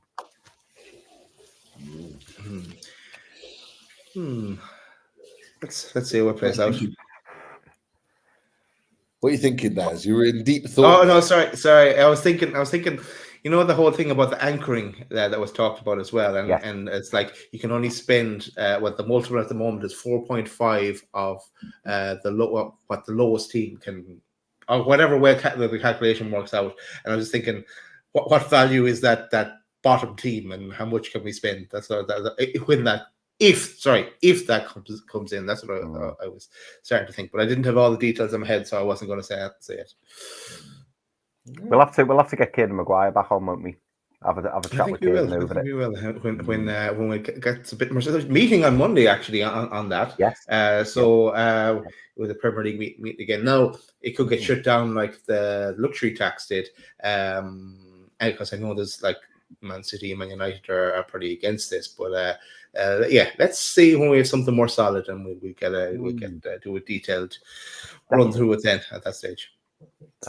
Definitely. It was John Gibson that mentioned the point. Bad news for for EPL defenders. Isak's not even at his peak yet. I mentioned that earlier on in the show, so thank you, John, for mentioning that. And Jordy 2 for Life mentioned, great Jordy 2 for Life, always in the chat, reminded him of the finish of Nunes against us. I don't want to be reminded of that Geordie Team for life, but It was though. It was. it was very similar. Absolutely. Yeah, it was. That finish. But obviously, of course, Isaac was better. Yeah, of course. Hey, actually, another tangent. It's not Newcastle, right, but to see Salah and Clifty Klopp going at each other. It's all falling apart, isn't it? Oh, mate. I love it. I was watching it live, and my Liverpool mates were trying to play it down, and I was like, "You're in trouble, big trouble," because if things aren't like behind the scenes, it can only spell disaster. And I'm not. I mean, this is probably for another show. I don't know how happy or unhappy Liverpool fans are with Arne Slot. It's an interesting appointment, really interesting appointment. But to me, it looks like not just Klopp is going out the door. I think Salah's going out the door as well. And if they lose Klopp and Salah for next season, this is why, Pete. Tell me if I'm wrong here. This is why I can see why you're so confident over us mounting a real strong challenge for top four. Because I'm really. I look at the teams above us, and you go Arsenal, okay. You go Man City, okay. But I think the Liverpool spot's up for grabs. I think the Villa spot's up for grabs, and I think Tottenham above us as well. I think that's up for grabs. People maybe not realise this. Salah goes into the summer, 1 year left on his deal. Van Dijk goes into the summer, 1 year left on his deal. Trent Alexander-Arnold goes into the summer, 1 year left on his deal. Those three players are basically what have built Liverpool to the club that they are. And you could see the frustration in his face of Virgil van Dijk, of the goals that they conceded today and the way they played. He is not happy at all. Salah, you just touched on it, Baz, Chris, you mentioned it, the frustration between him and Klopp. He is not happy. I would be shocked if Salah is not being immersed as the god of Saudi football in the summer. I'll be absolutely stunned if that doesn't happen. It makes sense. It makes sense. It does. You're absolutely right, Daz. It's nailed on for him to be the picture, the poster boy of Saudi football. That's what he said. Is that what he actually said? Apparently, yeah. God. Wow. Yeah, like, I don't. We're really going on a tangent now, but I really don't get this. Like, why do managers come out and say they're going so early? Right? Like Alex Ferguson did it before, and then things things are falling apart for Man United, and then he stayed, and then he carried on for a number of years after that. But Klopp has done the same thing here, and it's all fell apart. Like, you know what? It's great for us, but I actually think it was a club decision. I think the club made the decision rather than Klopp to announce it now. And I've got a feeling, we always talk about a journalist and various other things. I've got a feeling that the journalist caught wind of it and have basically said, we've heard this, we're going to release it unless you come forward. And I think they've been pushed into saying it earlier than they anticipated. Because the one thing that Alex Ferguson did the second time round, he announced it when Man United were pretty much odds-on favourites to win the league. So they'd already kind of done the hard work when he announced that he eventually was going to retire. and then they went on and did it. The point that you've made, Dad, is absolutely right. They've announced it when they were nowhere near in that point of winning the league.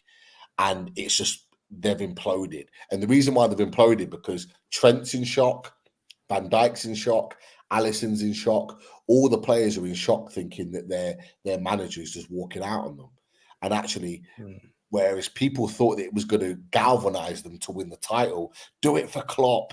Like Jamie Carragher's been preaching for weeks now. Do it for Klopp. Make him go out on a high. It's actually gone the other way. And it's gone, you know what? I'm looking not just at this season, I'm looking beyond. And I don't know if anyone's listened to the overlap with Trent Alexander-Arnold. I thought it was a fantastic interview that he did with Gary Neville. And the one thing that he said, as I thought was really interesting, is that he says he takes every season 1 year at a time. And he's looking at what's happened with Klopp and going, this isn't good for me. This isn't good for me as a player. I'm a Liverpool boy. I love this club, but I need to think of my own future and what I need to do, and I'm still a young lad. And I think that was the worst thing that Michael Liverpool Owen. done. Michael Owen. Oh, forget him, man. Jesus Christ. But I think this is the worst thing for him. And I think it was really telling that he said that, knowing that Klopp left, because he already knew this information when that interview was done, because he's thinking 1 year at a time, 1 year at a time. He's only got 1 year left on his contract. And there's links already. Carvajal is what, 33, 34? I was just about to say Carvajal. He must be near the end now. Must be. Yeah. Perfect transition.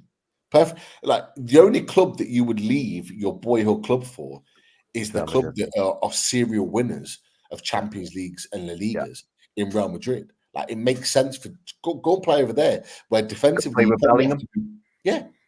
defensively you have to go. You have to go and do less, and attacking wise, you're going to be the main man. And you've just made the point, Chris.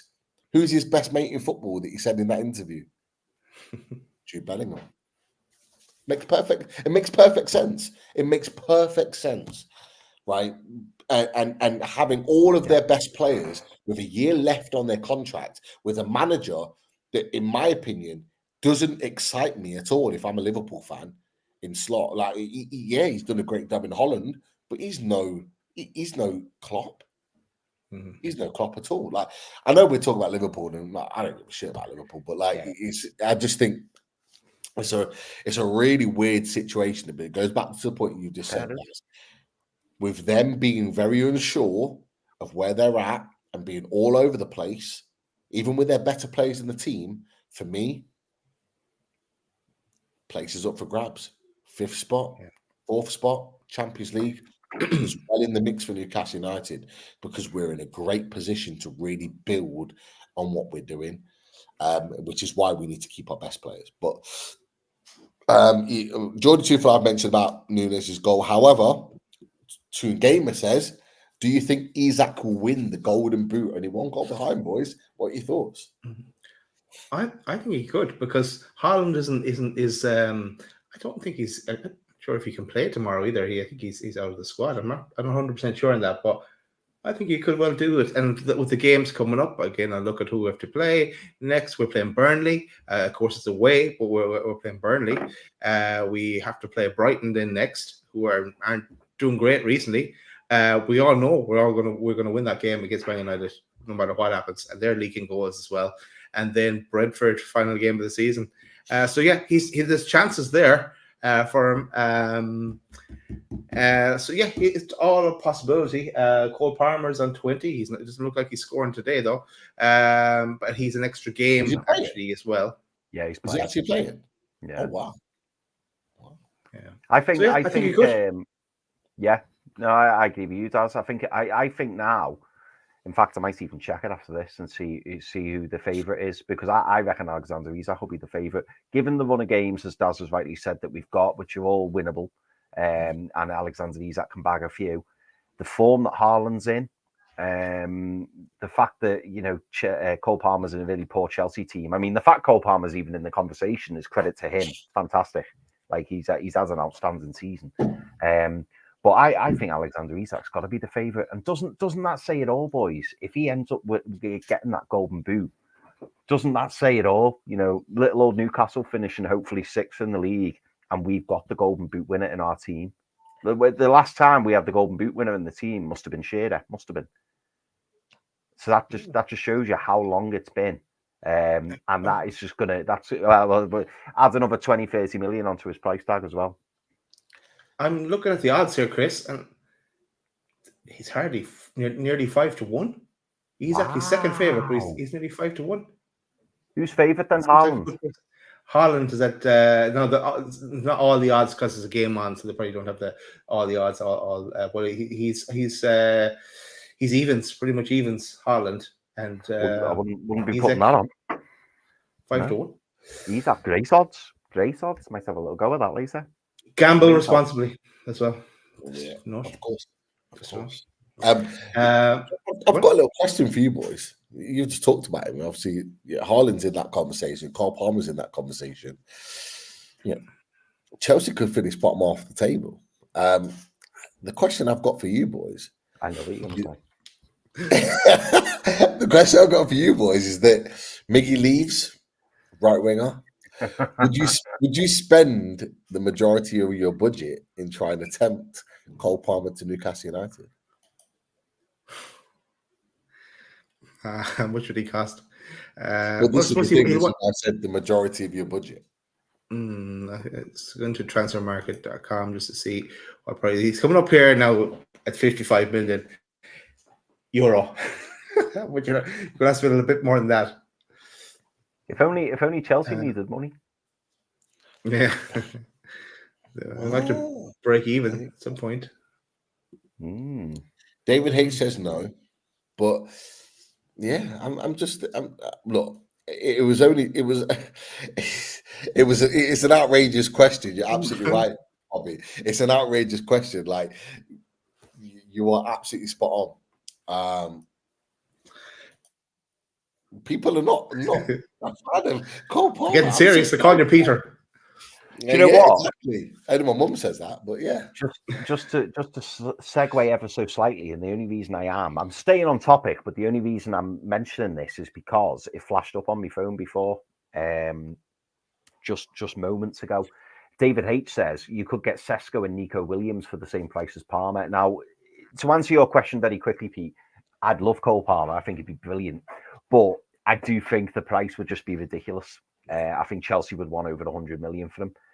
So on that, for that reason, I would say no. However, David H says you could get Sesko and Nico Williams for the same price as Palmer.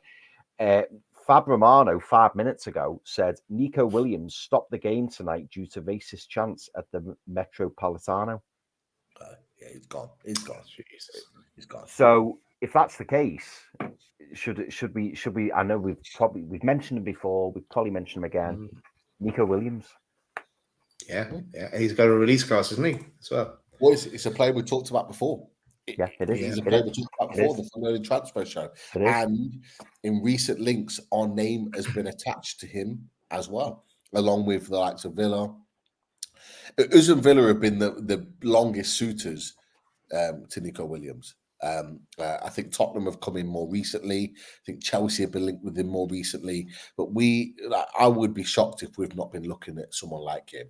And I put a tweet out about Wilfred Ndidi and talk about like free transfers for this summer. Yeah, there were some free transfers you go, yeah, nah. They're not for us.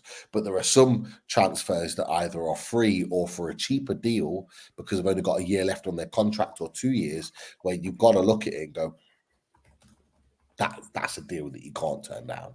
And some of those players are definitely part of that. Like I say, the Cole Palmer one is an outlandish opportunity to invest on that on someone of his ability. I think he would be perfect. I think someone like Newcastle United, we would look at a player like that. You're right, Chris. He would cost a lot of money, but you know that would be a statement and a half, wouldn't it?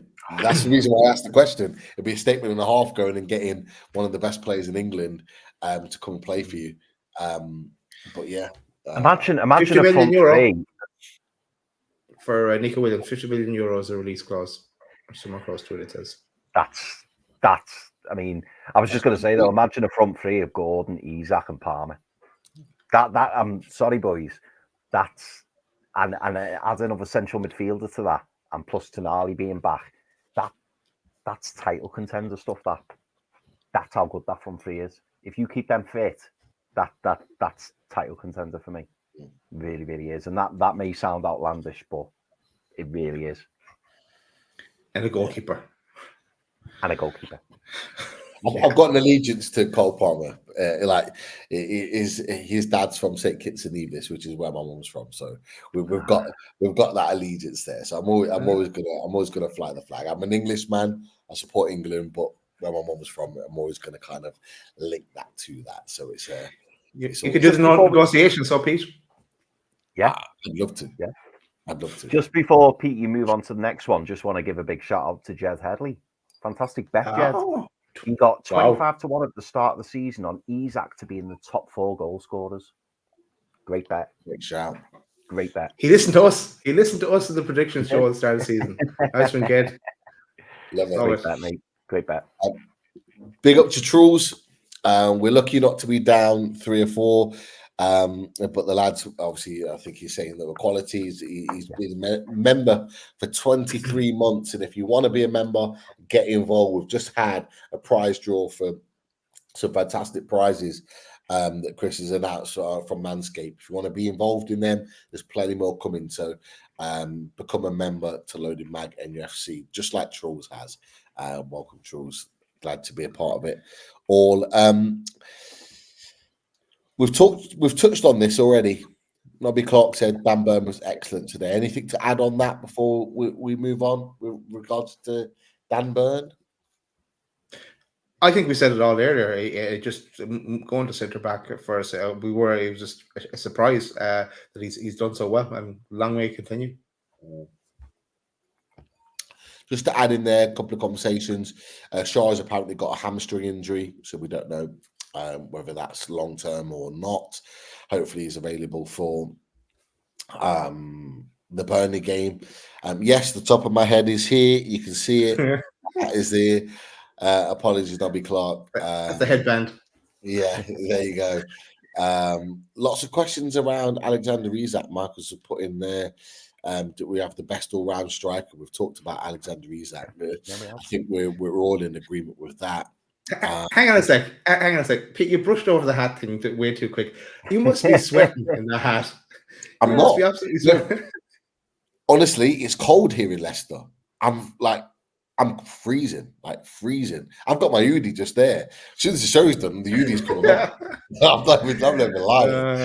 It is cold. You can take the man out of the Caribbean, but you can't take the Caribbean. You know it. We need our warmth.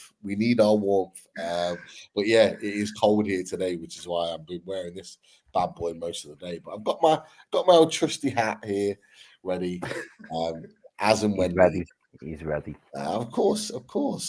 2-game makes a good point. Second half, we played down the right a lot. Do you think that was tactical? Played a lot of our football down the right-hand side. We tended to when Trippier was fit, but he wasn't there today. Is that significant, in your opinions? Maybe we spotted a weakness. Maybe we spotted a weakness down their left-hand side. Maybe as the and the coach and staff were saying, do you know what, we're getting a lot of joy down that side. Push it.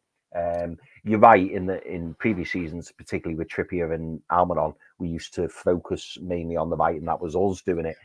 I'm not so sure that we would have kind of felt that way today with Tino and Murphy, but I could be wrong. But yeah, maybe they spotted a weakness and they thought, yeah, let's penetrate that right-hand side. Cool. I'm going to skip the question because I have to look at the game properly. It was just so stop-starty for me that they got most of the good bits. Oh, yeah. Alan Thompson said Chelsea are back in it, for God's sake. 2-1. Who scored? Madueke. Oh, okay. I have no idea. Palmer, okay. We've got Johnny Vickers, best intro music on YouTube. Daz is responsible for that. We love it. Goosebumps all day long, all day, every day. Johnny. Craig Lee says, when's it my turn to win? Can I have a loaded mug and stickers? We need to sort some of them, don't we? We do. We need to sort them. We do. Yeah, we do. We need to get back into that game. Wait, we never did stickers. No, we didn't do stickers. Maybe car stickers. Get them everywhere. Car stickers, yeah. Car stickers. Charles is after a radiator this time. He already won the Manscaped stuff last time. Yeah. He's out for double prizes. We'll give you Russ's number. He'll sort you out. He'll get you over to Netherlands to sort you out. Definitely. Daz, this one's for you. Your favourite player, Marcos Leonardo, came off the bench to save Benfica today, scoring 2 versus Braga, 7 goals in 2 starts. Wow. Foxy knows. Yeah, look at it was a no-brainer to bring him in. I know the whole thing about FFP, and if it hadn't been there, if we had some money, I'd say they would have looked at him, because it was a bargain fee. It was something like 15 million or something like that at the time. It was just crazy. But Foxy, find us the next Marcus Leonardo. That is your target for the summer, and Foxy won't hold back. He'll come back with about 20 names first. Yeah. But always interesting to hear what Foxy has on offer, and he doesn't like when we go like that Cole Palmer one. He would have shot that down. He'll get you 5 players. There mine 2. He'll get you 5 players for the price you pay for him. He will. Love it. Who's just putting this in the chat? Yeah, those mini radiators. I did get confused about them a while back. I do love those mini radiators. That is for sure. But near, far away. Yeah. I don't think I'll ever live that down, but that's okay. Going back to Charles's comment, Ian put, it's not bullseye, mate, with regards to wanting the radiators. I love that comment. We have a caravan then as well, or speedboat as our prizes. Yeah, bullseye. Here's what you could have had. Yeah, this is an interesting conversation. David H has joined us a little bit later on in the channel. He's put a number of comments in the chat, but he's put this point in. I think he's been having a conversation with someone in the chat, but he put, my point is, what if you sell for 100 million? I'm assuming he's talking about Bruno. I think you can spend 400 million on the back of it, and you're screwing yourself in years 2 to 5. Do you see that? Could you see that in a positive or a negative? Like, how do you see that deal potentially happening with if Bruno was to leave this summer and you could spend up to 400 million, which is what the talk is, because ultimately, if we sell Bruno, that money will arrive straight onto our books, which means we can spend the best part of 300 to 400 million if we wanted to. Or do you see that as we sell Bruno and it can have a dent in our progression in terms of where we want to be, and it could affect us in years 2 to 5 in terms of the next build off the back of that? Like, how do you see that? I think it's an interesting point from David H. Like, what are your thoughts on that? I know we're going back to the Bruno conversation. We don't really want him to leave, but the money that's available potentially to us with him being sold, is that more important than actually keeping Bruno at the club, in your opinions? For me, it's obvious when I do this. But no, I don't want Bruno to go. I don't think any of us do. But if it was to happen, let's play out the scenario. You have, first of all, you have to replace Bruno, and you're going to player I like, if we were talking about that, is he plays kind of similar. We're talking about a bit, Pete, on Bayer Leverkusen, like Palacios, that Argentinian lad. He's quality as well. He's and he can kind of do that Bruno role. He can be everywhere as well. So he'd be an interesting one. But I don't want to entertain it. Not until if it ever happens. Then we'll have the sympathizing show, and then we'll move into who we could look at then. But no, that's I'm going to park it for now. What about you, Chris? I know we're bringing the conversation up again, but what are your thoughts? Yeah, I don't want to lose him. For me, and I said this from the start, I know some people disagree with it, I think it's easier to replace Bruno than it is Isak. It kind of goes back to what we were saying earlier as well, in terms of goal scoring and that. I don't want to lose Bruno, but I do feel like he is going to leave eventually. And it's hard for me to say. I don't want him to leave, and the biggest hole or the biggest void that he would leave is passion and the man and the player that he is. That would be the biggest loss for me, because of what he does in the dressing room and how he interacts with the fans and everything. He just loves everything about Newcastle. So that'd be the biggest gutter for me. Not just losing the player, but losing the person. But I do acknowledge the fact that if he was to go, our progression would be quicker. our progression would be quicker because I have full faith in these owners. It's not like in the Mike Ashley days where you knew you weren't going to spend the money, or you knew that we were just going to be slapdash and go, oh, he had a good European tournament, so bring him in. It's all very methodical and it's all clear and calculated and considered, and that's why as upset as I would be, I would also be excited in the fact that I know this squad would be lifted quite considerably. So it would hurt, and also just to add in, it would depend who he went to. Like if Bruno went to Real Madrid, genuinely, I'd be made up for him. I would be made up for him because it's a huge move to a huge football club. If Bruno left to Liverpool, I know I wouldn't feel that way. I know that I would be very angry and upset, and I'd be absolutely devastated. The only two clubs, I think I've said this to you, but sorry, I'll go back on that. The only club that I would accept him leaving for is Man City. I'd Everton. accept it.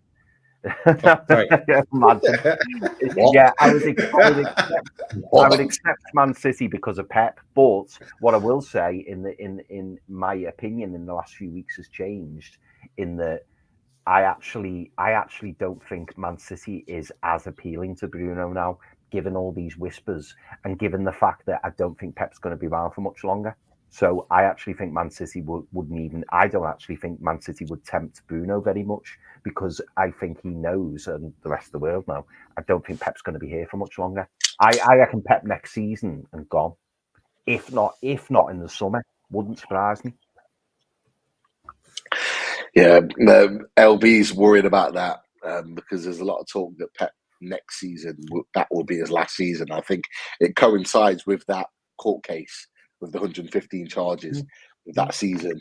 You know, he may start the season, and then depending on how that court case goes, he might go, right, I'm leaving instantly if they fail that court case and they get charged with multiple things, or he might go, if they're charged with one or two things, he might go, yeah, this is not for me, and I'll see the season out and then I'll move on, because you don't want to be tarnished with that. And that would be a really big thing. Sorry, Daz, go on. I think he should announce it pretty much like a couple of games into the season that he's leaving, and then hopefully it all falls apart like Liverpool. That's right, my hope. It just wouldn't surprise me if he went this in the summer. Just would not surprise me, because why would he want even the risk of his name being linked with it? Whereas the noise, if he's not there, yeah, they'll go, oh, when Pep was manager, but he's not there. So his name's out of it. And Pep's always said, hasn't he, that he won't manage till he's in his 60s. Like, he's not interested in doing that. And I think with Pep, particularly if Haaland wants to go as well, and Bernardo Silva's allegedly signed a pre-contract agreement with Barca, could he go? Do a really, has Kyle Walker got another season in him? I don't know. Could he With Xavi saying at the Barca as well, I wouldn't be surprised that Pep goes back to Barca at some point towards the end as well. Just to kind of, just a swan song kind of thing. Yeah. It's money, though. Barca haven't got the money to buy the players. No, I know. He's got the love of the club, though. That he has, but he's built on success now. His reputation. Unlike when he started with Barca, he had Messi and Xavi, Iniesta to kind of dig him out of a hole. So we didn't need a whole lot of money. But since he left Barca and went to Bayern Munich, and then obviously went to Man City, he has needed money in order to be successful. Like I was joking in the chat, in the 12-man chat the other day, like someone was saying, I think it was Lawless, was talking about the Bruno situation, because LB's getting excited now. He didn't want Bruno 6 weeks ago, but he's getting excited about the thought of getting Bruno Gomes. And he's talking about the Bruno and the contract and the release clause and all the rest of it. And then there's talk about getting Bruno and Paqueta in the same window, who are best friends, which actually does make sense to one point. Both best friends playing for the same club. And again, Lawler, again. And Lawler said, oh, what, 180 something million on two players? Does that make sense? Like, surely Man City aren't going to do that. And I said, hold on, it wasn't long ago that they paid 200 million for 4 fullbacks, or for however many fullbacks they signed in one window. Carl Walker was one of them. So they can go and splash the money if they want to.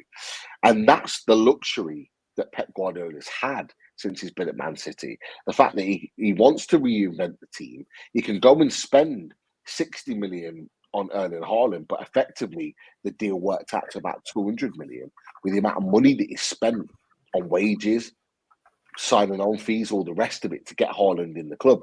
He can go and do what he needs to do. At Barcelona, he can't do that. And whether he's willing to make that kind of drop down to go back to that club, I don't know. But it's an interesting one. It's an interesting one. But look, we're coming towards the end. We're coming towards the end of these comments. Just a nice comment from Peter Moyle. I think Alex Murphy could eventually be an excellent cultured central defender. I hope so. And I think we all hope so on the back of that. I think Peter, he could win a prize on the spinning wheel as well. You never know, Peter. He qualifies. He does qualify. He qualifies. That was Peter's comment there. He does. There you go. Definitely. Jordy Toonfalash apparently got Bruno's passport. I don't know how he managed to get that, but he can't leave apparently. If you've got it, keep hold of it. Kenny Item is just joining the chat. Welcome. Hope you're well. The first half and nothing short of disgraceful. We did talk about that. We'd already kind of touched on that and said it wasn't great as a first half. But let's focus on the positives. Kenny Item. Second half was a hell of a lot better. And yeah, well, Alan Thompson's put Pete Errol is in the house. He is crying. Interestingly enough, in the 12-man chat, after the result today with Liverpool and West Ham, I saw the words of "I'll see you next season, boys." he was like, "I'm logging off. He has enough. So he knows he's done. Yeah, so it'll be interesting to see how much we see of Errol between now and the end of the season. And David H mentioned what he's mentioned before about Bruno Guimaraes. We'll leave that one there. And they're all the comments and questions. My dog's barking. I have no idea why, but there are the questions, boys. Nice one, Pete. Yeah, we'll bring the show to a conclusion now. Chris is starving, so I better let him off to get some food. But thanks for joining us. We went on a bit longer. We went off in many different tangents on various topics, but hopefully you enjoyed it. And there's plenty more of those to come well into the summer. But we're still in the hunt for Europe and on to Burnley next Saturday. We'll be back sometime in the meantime as well with a few shows during the week. We set it all up. But hit that like button on the way out. Use the load of 20 code if you might want to buy something from Manscaped. Or if you fancy a radiator, contact Russ and the crew. But Chris, we'll let you say it. I want the Isaac.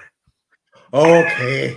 Right, with a spelling mistake, and I can't even fix it. Right, how'd you like that?